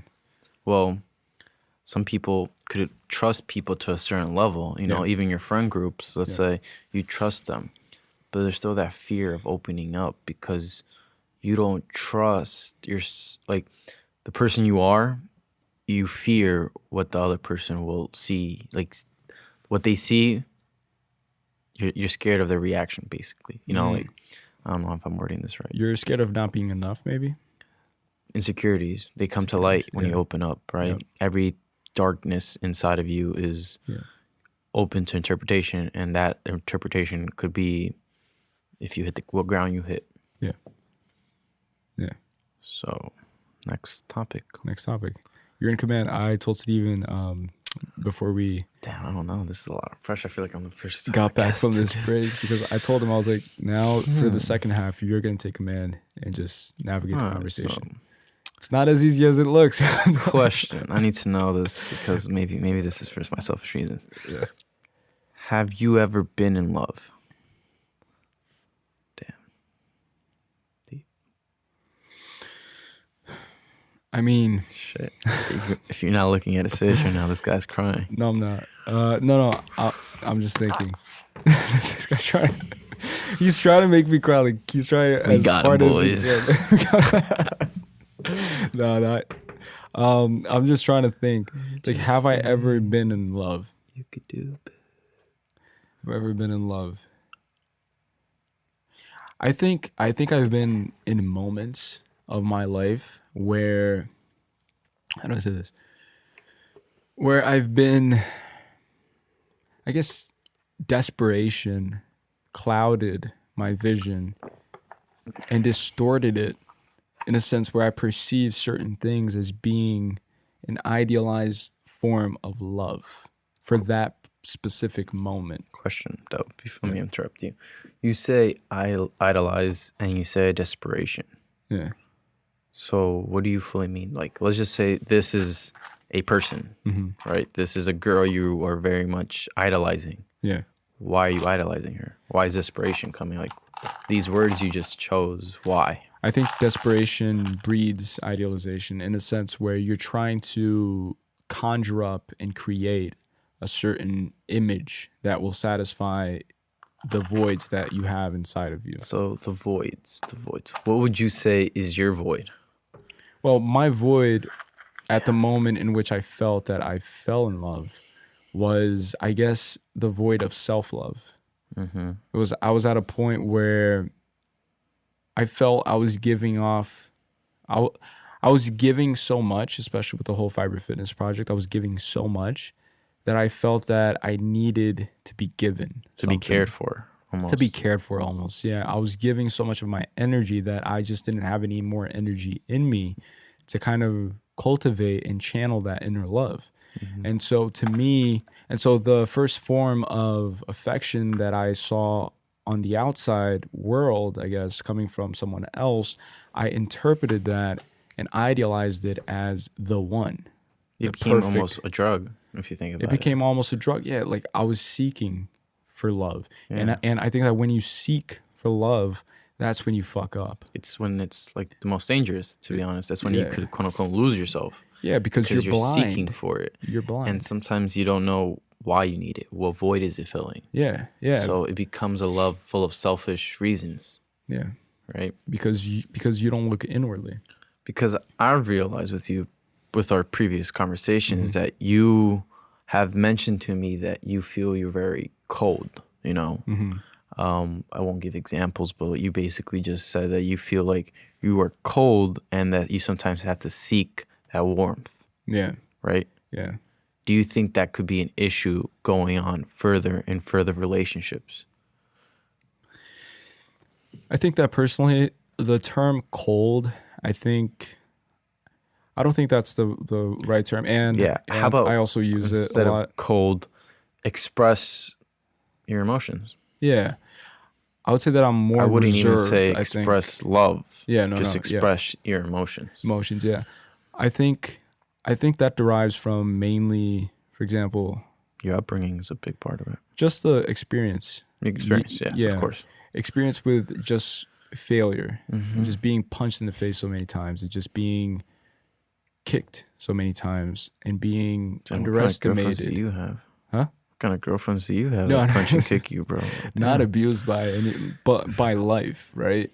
So that has made me the person I am today, in a sense where it could be viewed as a good thing or a bad thing, but it's more, I like to say that I'm more selective now, because I've understood and I've went through, for example, on Lewis's podcast, we spoke on how during the initial phases of Fiber Fitness, I was this naive person, this happy, how do I put this? This very excited, very Optimistic. naive. Like, I didn't really understand what I was getting myself into. Right? I had these high expectations. Yes. Again, idealization. Expectations are dangerous. Yeah, I had very high expectations. I had formulated in my head this idea of the world that just isn't real. So it comes from reading a lot of business books, and all of these business books, like, no amount of knowledge or books can prepare you for the evils that the world actually holds. So through, especially in the business scenario, you learn that it's very cutthroat. It's not fair at all. It's, it'll kick you down. It'll destroy you. It'll rip you. It'll do everything it can to kind of destroy you completely. And that's why you see all of these mainstream companies, like, they uphold their position because of that, because they destroy any possibility of a challenge.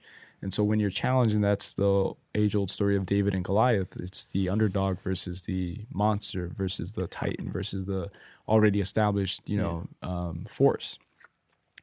And I guess what I want to get with this is just past experiences have taught me, again, it could be through business, it could be through also personal relationships. And, it teaches you that you should be careful with your level of naivete. It's careful with your level of vulnerability. It's not going into the world believing that everybody has your best interest in mind. Of course. That's something that contributed to my initial mindset. Like, that was my initial mindset. It's very naive. I thought that everything was flowers and rainbows. Yeah. And it's not like that. It's not. So that inevitably transforms you and creates, quote unquote, a cold-hearted monster, which is what society may attribute it as, but it's not. It's just you've become emotionally intelligent, and you've become more knowledgeable and more effective or efficient with allocating resources accordingly. So to think that, to say that I'm, like, cold or whatever, I have a very big capability to love. Yeah. Right? Like, I think this contributes to the fact that, for example, how do I put this? It's just like the fact that I'm not giving it out as frequently Gives it more value. It kind of, like, stores inside, and it just becomes this exponential force, like, Do it you just feel that because of that, once you find someone who can intrigue that interest and makes you maybe give a chance, that you might just come out too strong with that, 100%. Yeah. And then, but that understanding, again, it comes to Self-awareness. So I am self-aware of that possibility. Mm-hmm. And being self-aware of that possibility triggers a reaction in my brain. So my brain looks at that as a possible occurrence. So its reaction is, okay, so let's hold back emotion. So what happens is actually the opposite. When I got into a relationship, for example, my past relationship, which I'm not going to get too into, and he's laughing right now. It took me time to like open up, right, and be vulnerable. Mm-hmm. So that vulnerability comes over time, because again, you're constantly in this environment where you're taught. What do you think it takes for you to become vulnerable?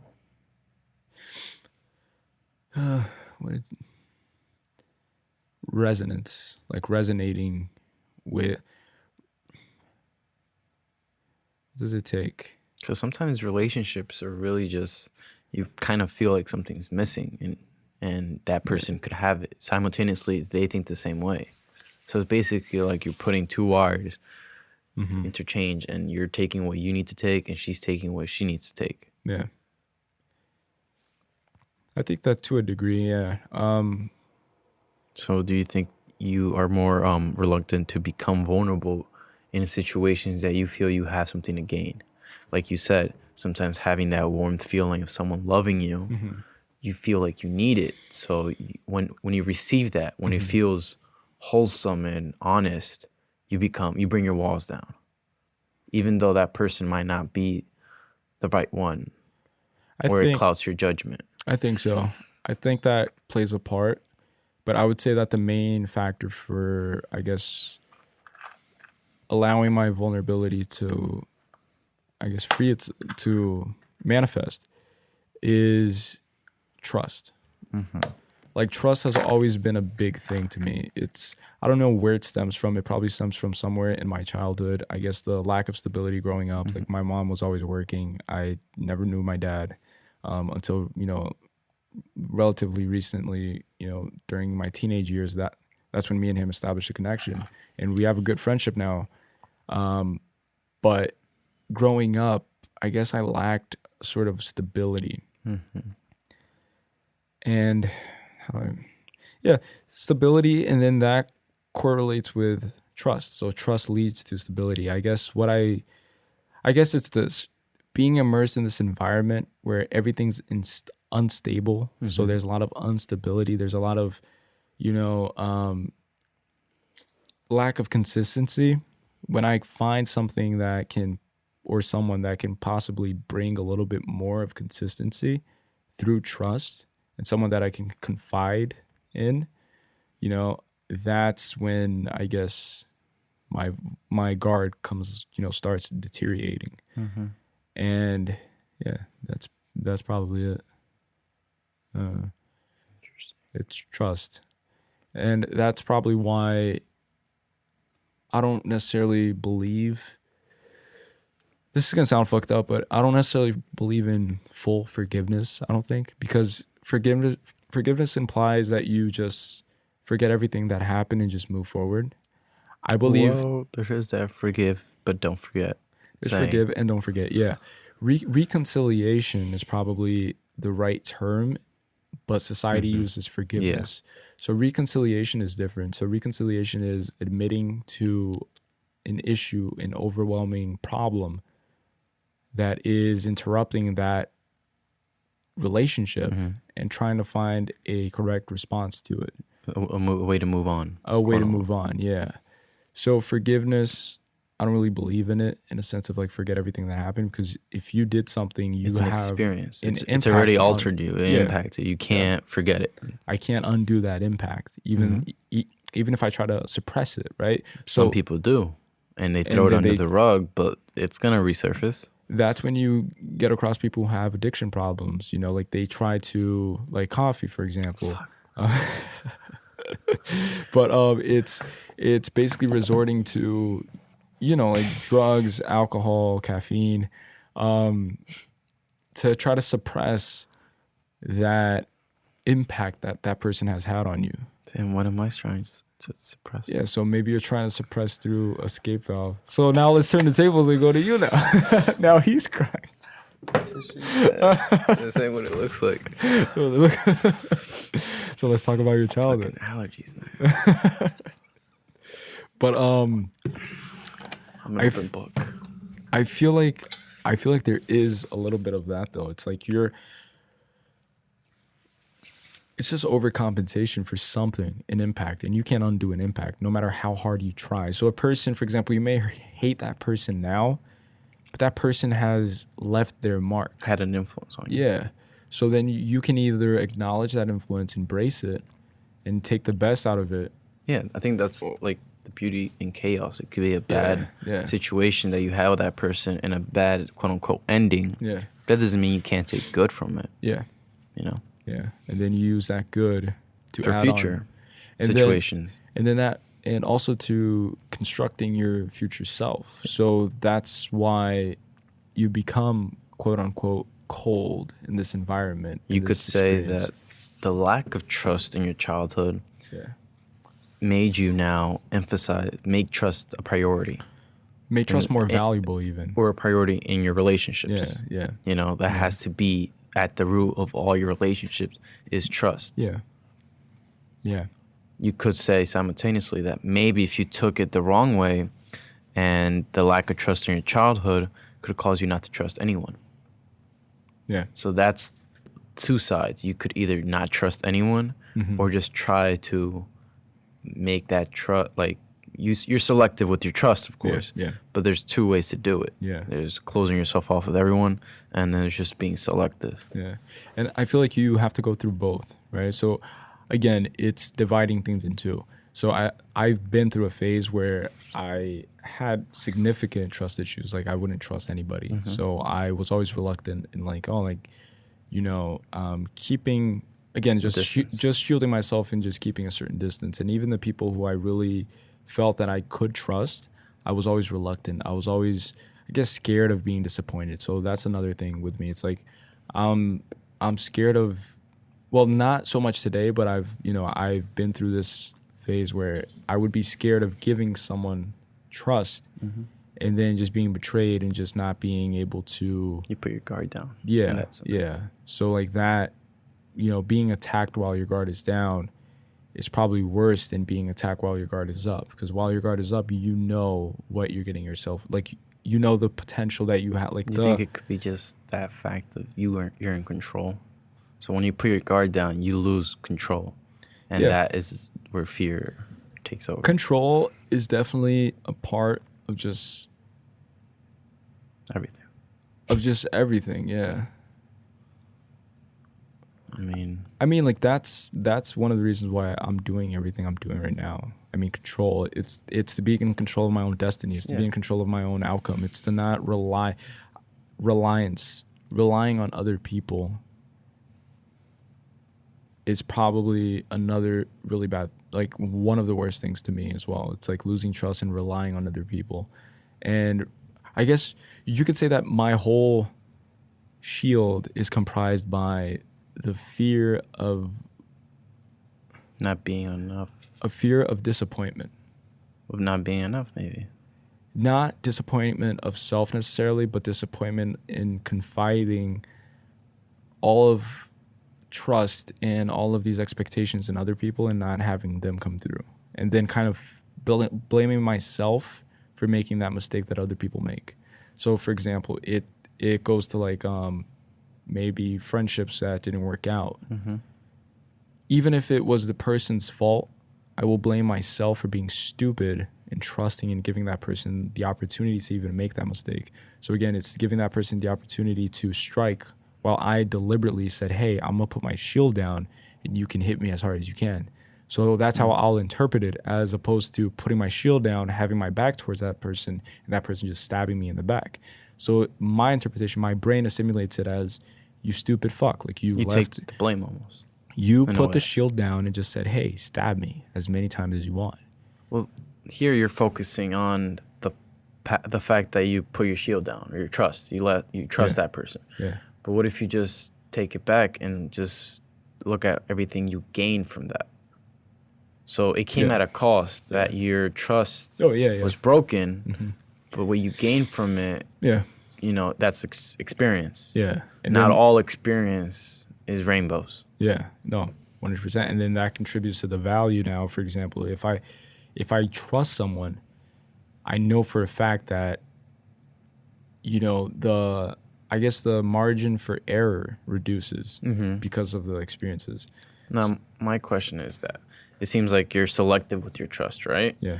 The people that you do trust, since I think you said it, that you're not that expressive, do you try to demonstrate to them that they mean a lot to you? Do you try to show that? Or is it almost like you know it, but maybe they don't? I get what you mean. It's like if I convey to them my decision, kind of. It's not, I wouldn't say your decision. I was just trying to say that a lot of people would care about other people. Yeah. But don't frequently try to show that. Yeah. Be it in any way expressive. No, yeah. That's something I've challenged. Like, I've been challenged with. Yeah. I would say so. Like, I would say that my ability to show affection has been it's almost compromised. An ego, the pride thing. It's like pride thing. Yeah. It's almost like if that person doesn't show you affection, then I won't show it. Even though it's in there, you both, be it friendships or relationships, you both love each other. But until one person decides to build part of the bridge, you won't finish it. Yeah. And I think it goes back to the shield thing. It's like at that point, your shield is just gigantic. It's like it's too big to even be moved around. I think that shield thing is inside all of us. We're fear, vulnerability. It's not that we can't do it. It's not that we don't do it in certain relationships. It's just there's always going to be that fear until something occurs for you to bring it down. Yeah. Even if you're as selective as how you said you were. But I also think that pride, like the idea of pride, I feel like pride stems from. How do I put this? I had the word in my mind. Pride stems from guilt, I feel like. Guilt in a sense where the person that feels prideful, I feel like deep down inside they know for a fact and they understand that they're in the wrong in at least one area in that relationship. I agree. But they're hesitant to make the first move because, again, it comes back to vulnerability. It comes back to you're battling that person. So you view it as a battle. You view it as a showdown. And both of you have shields. Both of you are It's equipped almost with swords. like a lot of, even relationships, not just love relationships, but any relationship. It's a lot of issues or arguments or whatever. It's you versus them instead of the problem. Yeah. So that's kind of like what you're saying. It's kind of like, instead of viewing the person as the issue, you guys should make a mutual effort like to for resolve example, the issue. Yeah, like if the example is that you two have become distant for whatever reason, if both of you internally know that you guys want to be with each other or want each other in each other's lives, well, that's what you want. That's the outcome. Now you got to just put your pride to the side and both seek a solution. Yeah.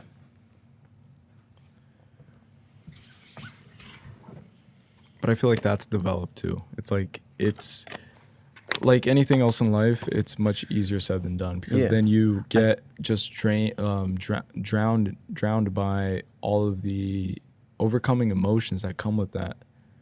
So it's also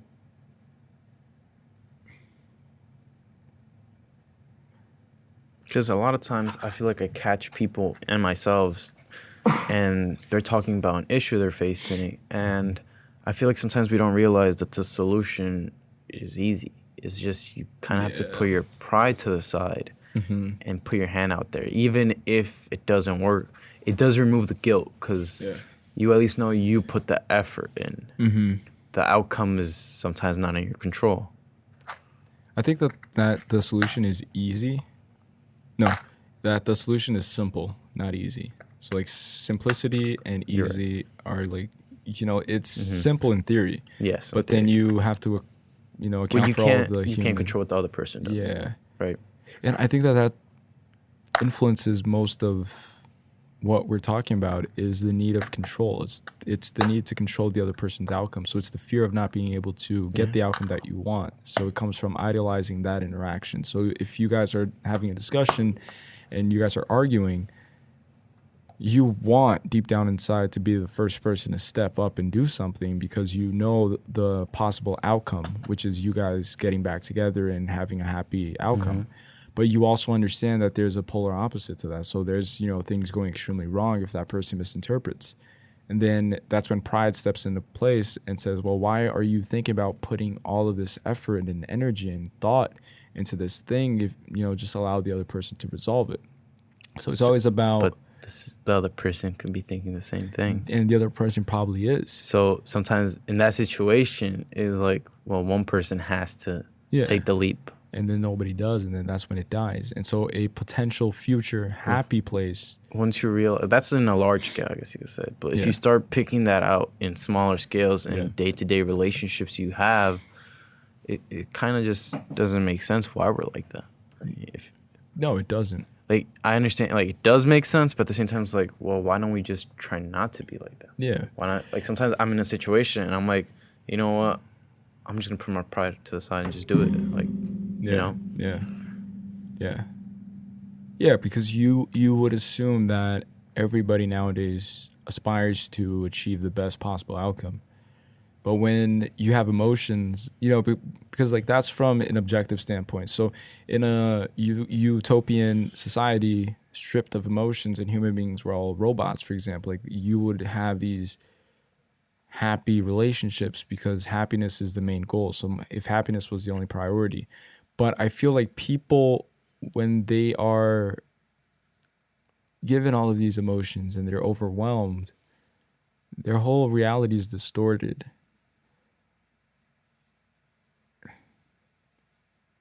Yeah. I don't know. You said happiness was the end goal. Do you believe that? Happiness is the end goal. Because I feel like a year ago, I would have been like, yeah, happiness is the end goal, right? But now I think that's bullshit. What's the end goal then? Well, it can't be happiness because happiness is just a temporary emotion, just like sadness, just like anger, just like fear. Yeah. So happiness can't be the end goal because you'll drive yourself insane thinking, well, I'm not happy. That means I'm not close to the end goal. Yeah, because it's not sustainable too. Fulfillment, like you said a year ago. Fulfillment. But what does that necessarily mean, fulfillment? Fulfillment could be trying to understand yourself as much as possible in the time that you are alive. Yeah. Socrates, he said it perfectly. He said that true wisdom is a state in which you neglect all of the carnal temptations and you dedicate and devote your whole entire existence towards understanding self. So he's also the guy that says, I know that I know nothing. Yeah. So fulfillment is a vague term. It's a vague term. I think that it shouldn't even be applied here, because like I don't know. I mean, you said it last year, so fulfillment. Yeah, but see, like a lot changes in a year. That's how I brought it up. Fulfillment.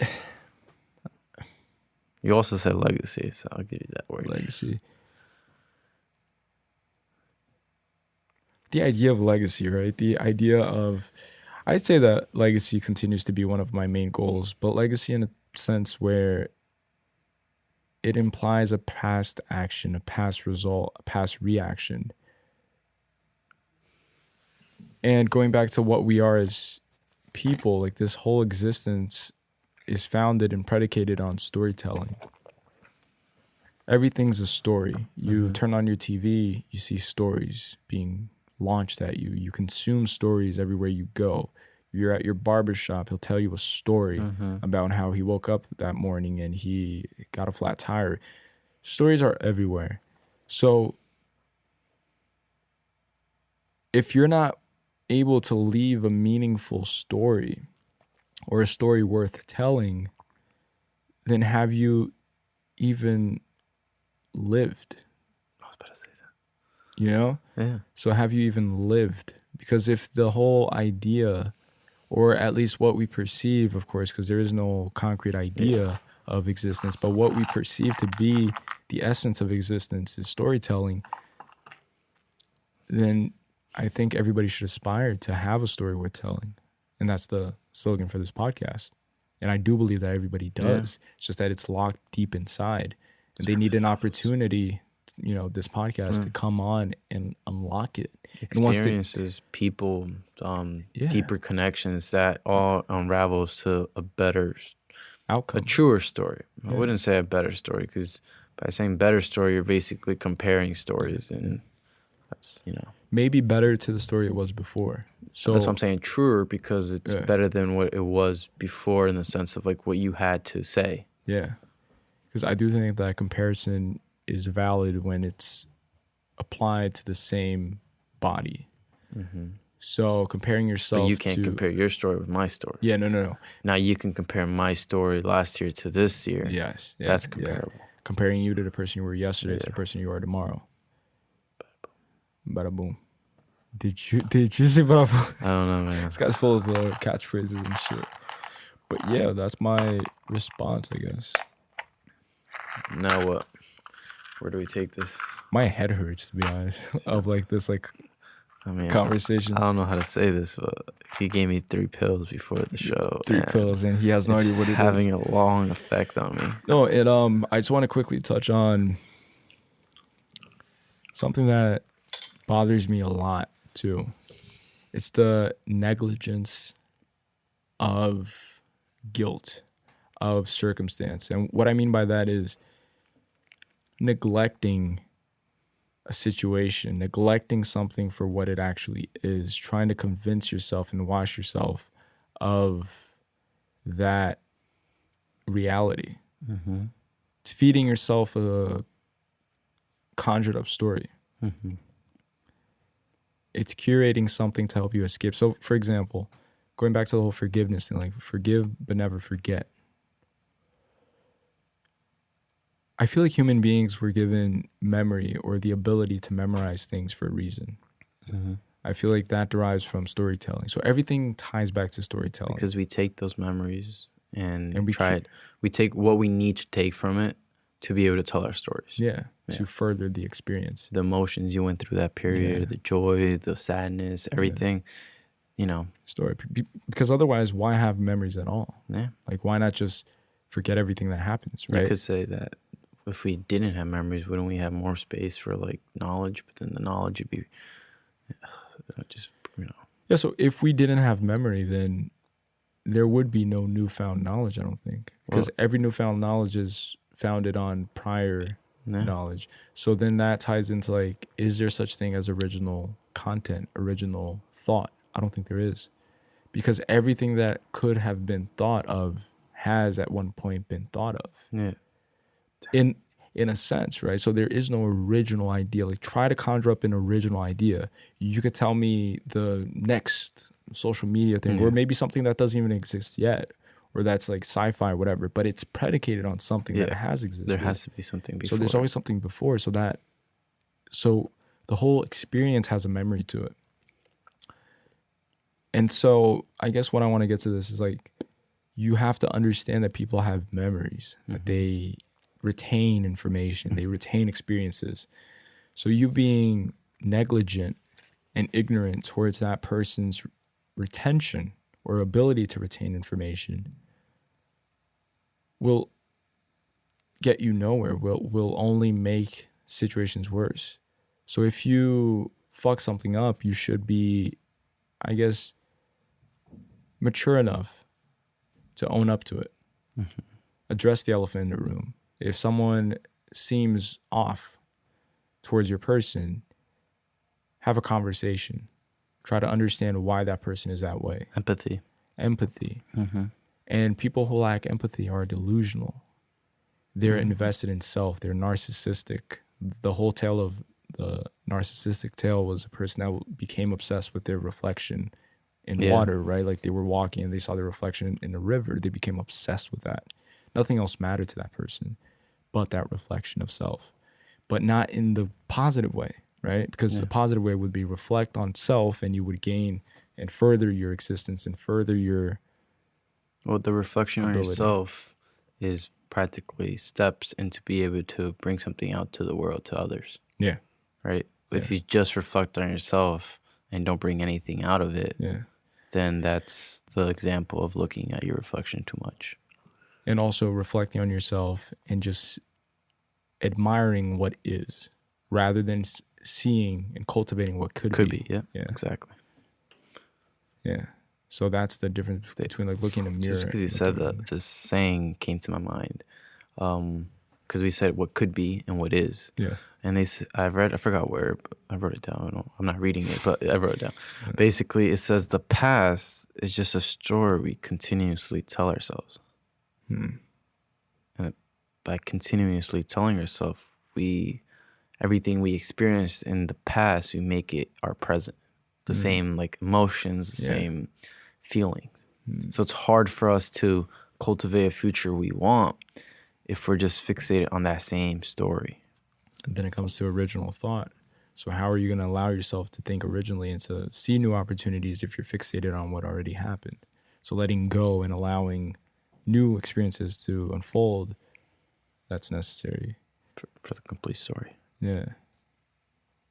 Damn. God damn.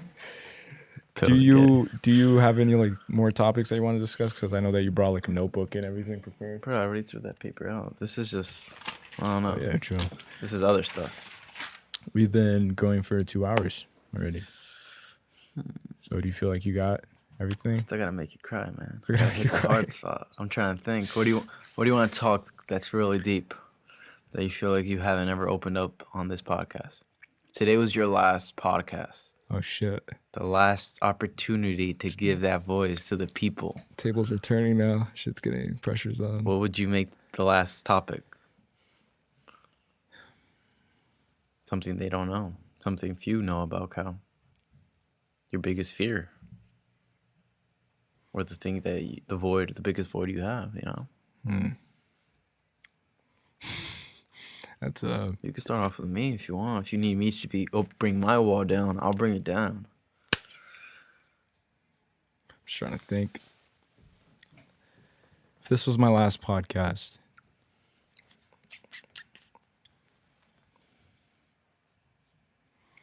I don't know if I would necessarily convey fear, like something I'm feared, like something I necessarily fear. I feel like I would convey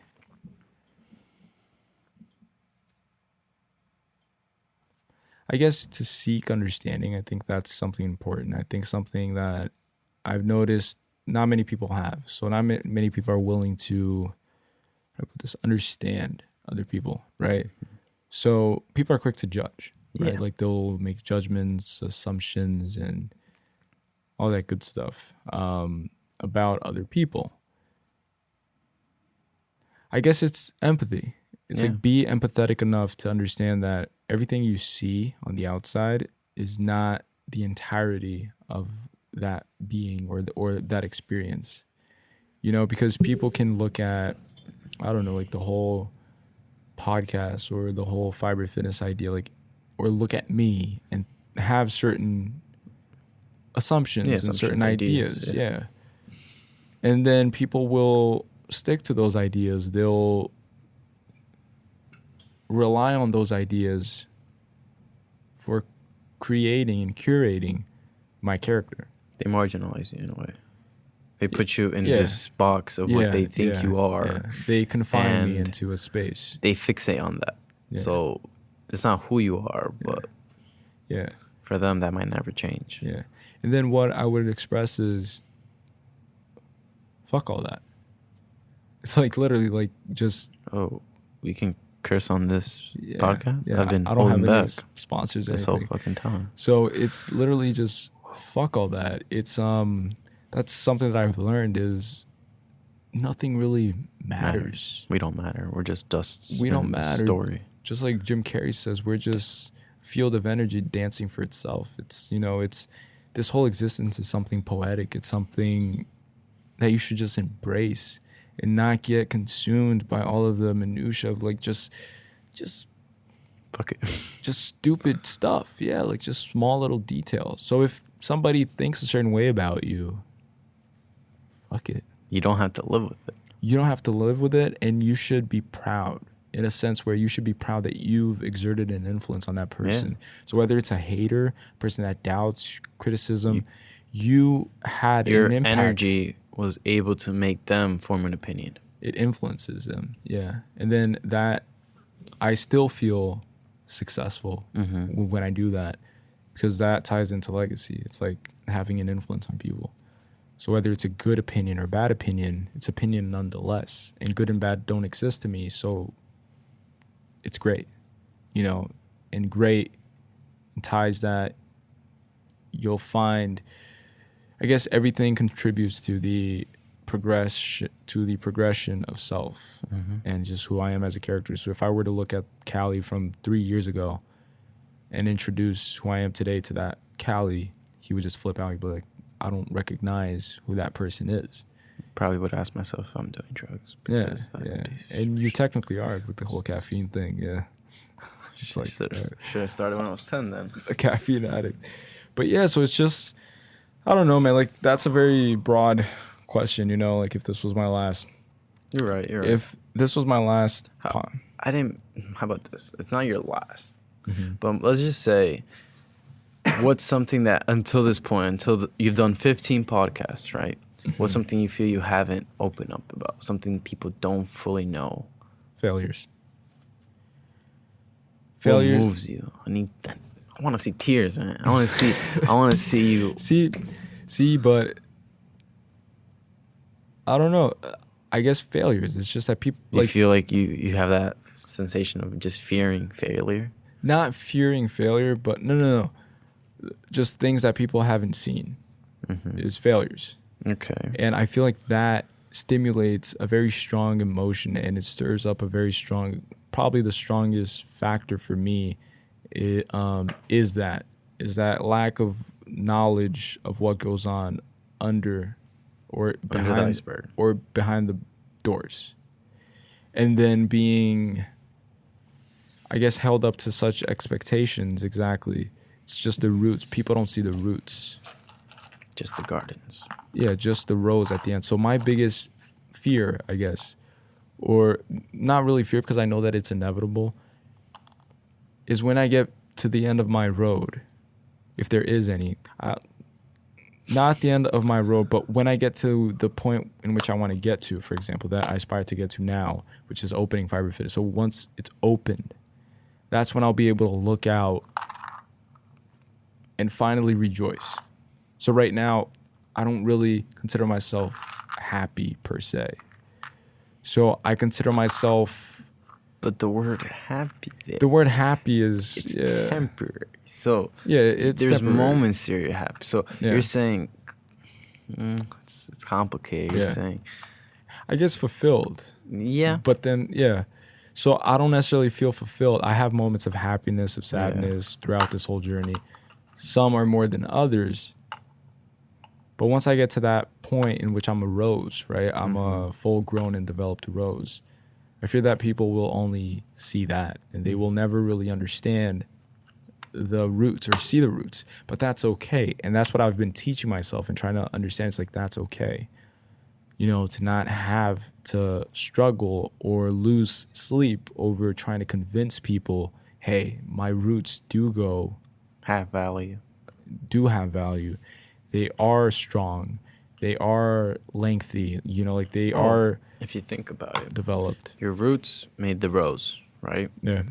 So people might only appreciate your rose, but you have to fully know that without your roots, that rose will never be 100% there. Yeah. So people, appreciating your rose, in a way, they're appreciating the roots.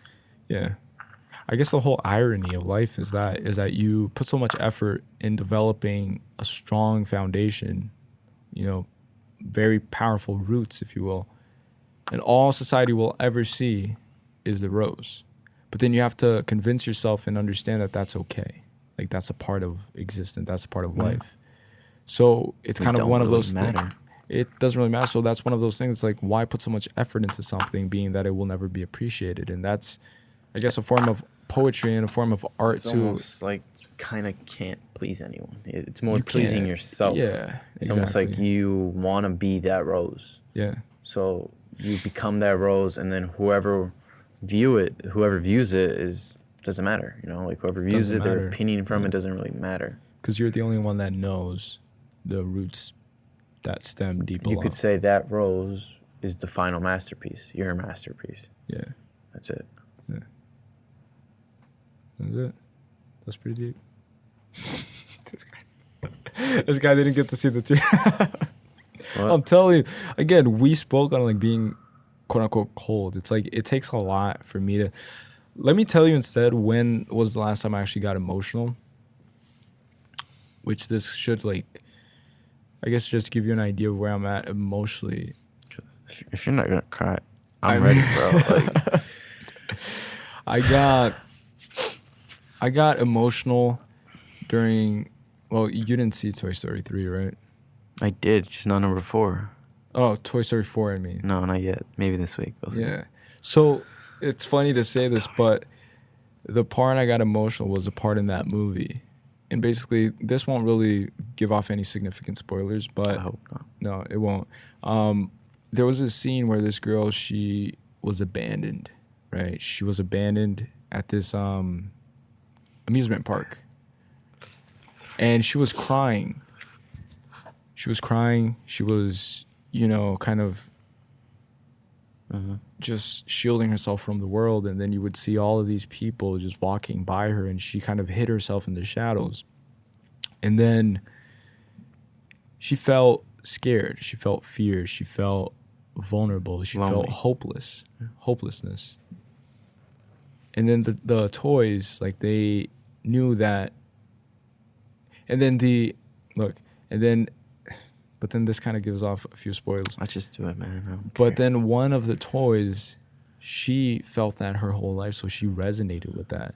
So to me, and I'm legit getting goosebumps right now just thinking about it, it's that the toy, for example, all of the toys, they were walking, right? Like they were walking one direction. And then this one toy that lived that experience, that she resonated, Relate. she saw that girl. That same face, the same That, emotion, the that same body same language situation. they've experienced. And then she saw her, that little girl, and then she stopped for her. And then she made everybody, all the other toys, stop. And then she spent her whole life trying to find the right kid. Mm-hmm. And that right kid was one that she was idealizing. So it was this one girl that every single day she would see her playing with other toys, but never playing with her. And the reason why she never played with her, spoiler alert, was because she lacked a vocal box. Her vocal box was She had to avoid those. yeah. So her vocal box, like when you Yeah. press her, It it didn't was work. faulty. Yeah. Yeah.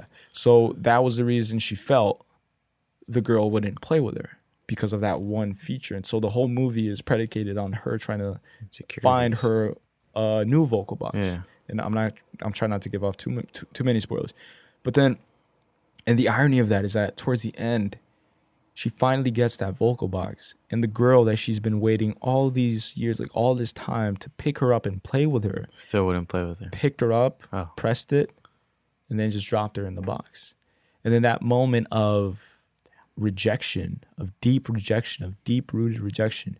Basically, her life's goal was Her whole life's goal was, and she failed. She failed. In her eyes, in her perception, she failed.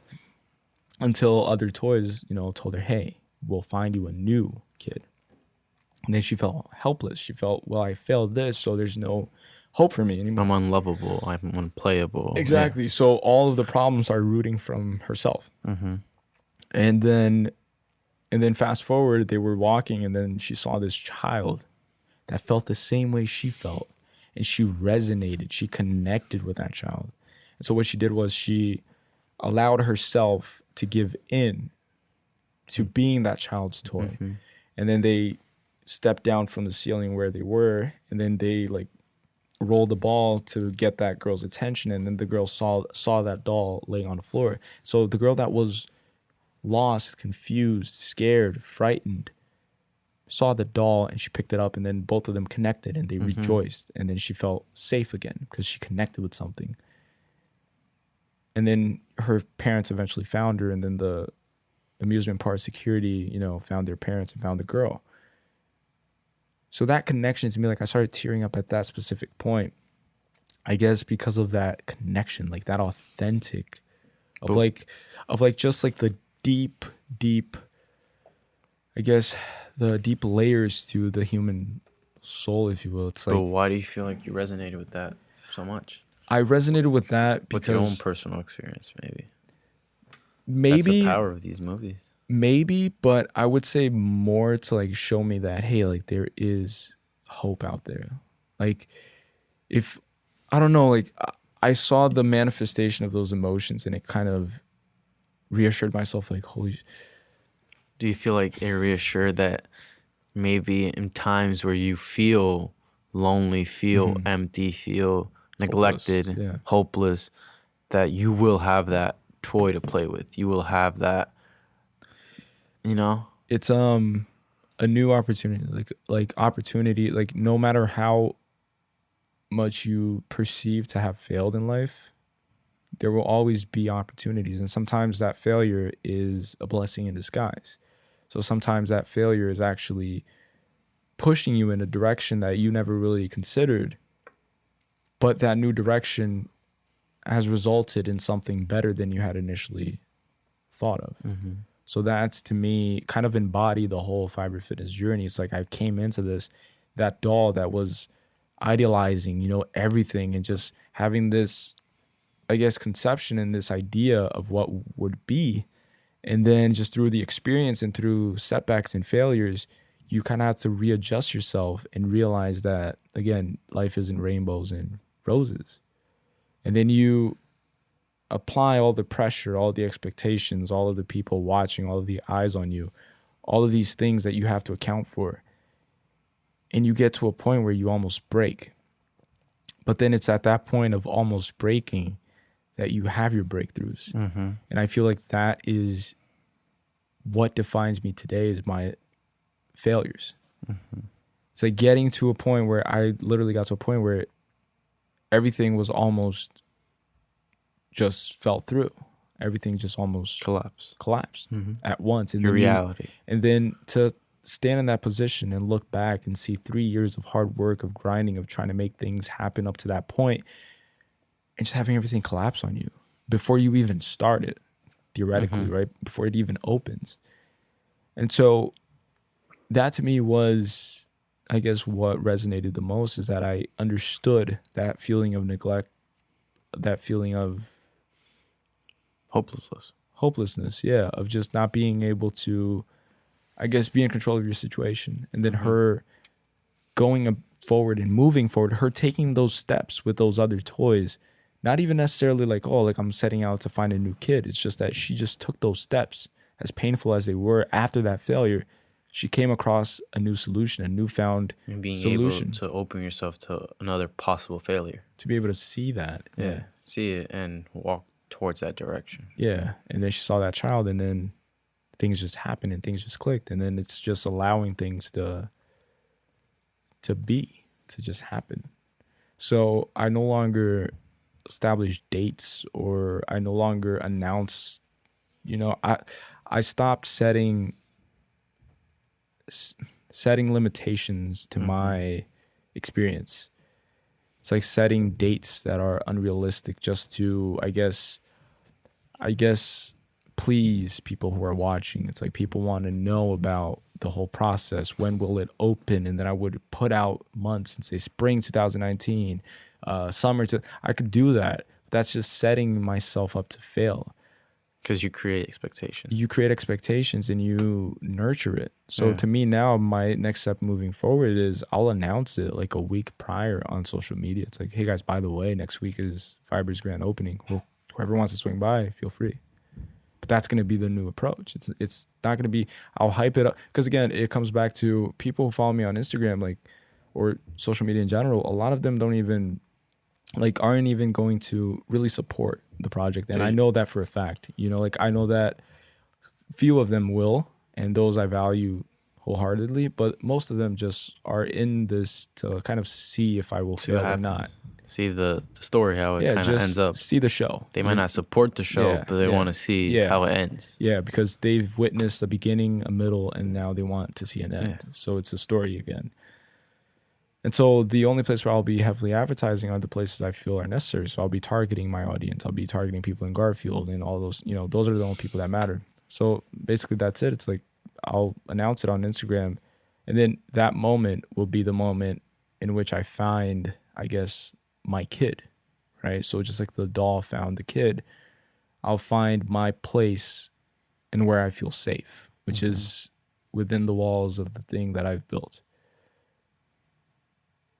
And that's when I'll finally rejoice, I guess. And then even then, but that'll be my ground. So the free flight thing doesn't necessarily have to be for relationships. It can be individually too, like on your individual journey. Speaking, you have a relationship with yourself. With yourself, exactly. Yeah. So it's you falling with yourself. Shit. And then that'll be my ground, and I'll hit the target, right? But I've hit the ground various times, and I've broken a few bones. I've missed the target. And now, the day I'll finally get that target and land on my feet, then I'll be strong enough to hop on another plane and then further that. So this podcast itself could be considered a ground or a target that you've hit already. That I've managed to hit. Yeah. So now I'm boarding the plane again with doing these episodes, and now I want to, set another goal. Was a new plane. Yeah. New plane, yeah. Jesus Christ. My head hurts, to be honest. Ooh. How long was that? Damn, 2 hours and a half, roughly. That was... No cry. No cry. I just cried. I don't know. My eyes are just watery. I don't know why. This guy's...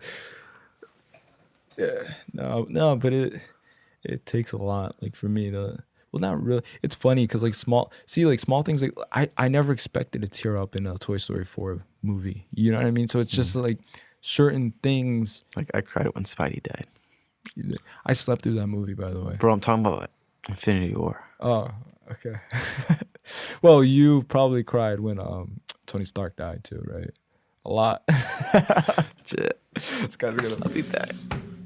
All right, but just to wrap this up and just to finalize everything, you probably know that at the end of each episode, I ask everybody to convey a message out into the world. The whole world was listening and everyone understood the same language. What would you say? Yeah. I recall that. I remember that because I heard that in the podcast that I had listened to yesterday, and I wanted to come prepared for that.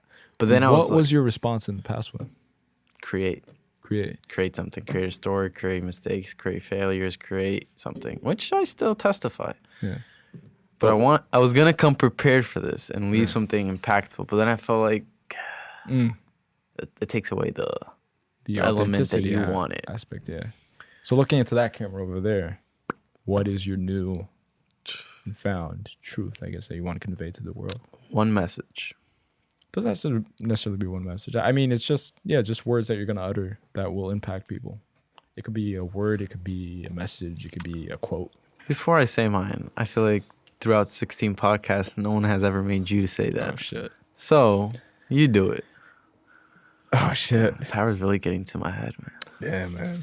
Taking charge. Tables are turning today. Next week, you're just going to see me, no count. Yeah. I feel like I've been interviewed during this interview.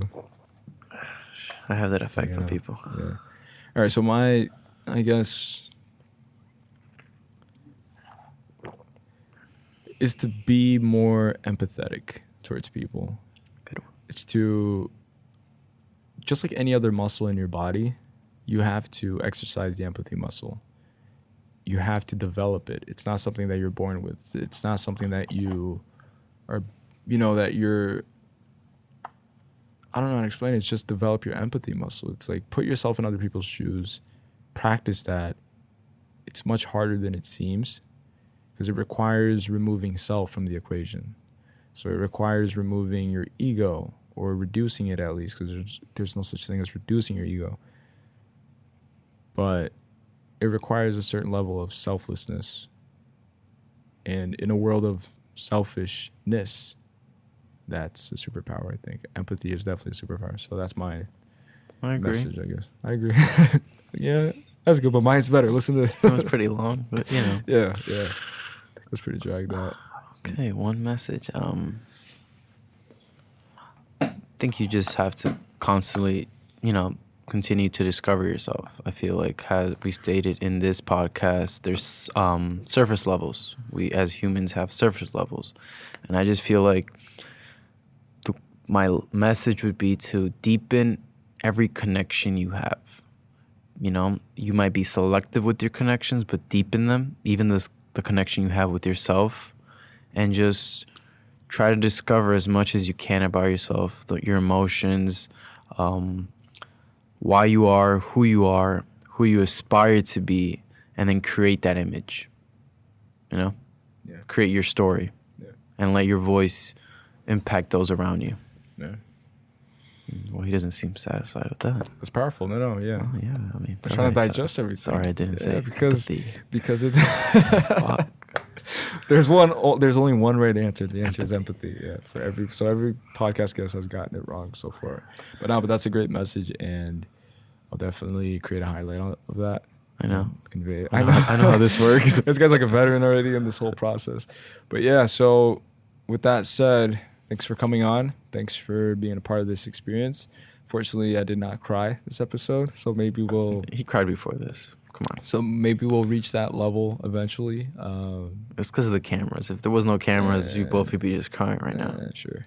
But yeah, so that was episode number 16. And thanks again. Thanks for watching. Bye. So, I see you guys. Don't do that too much.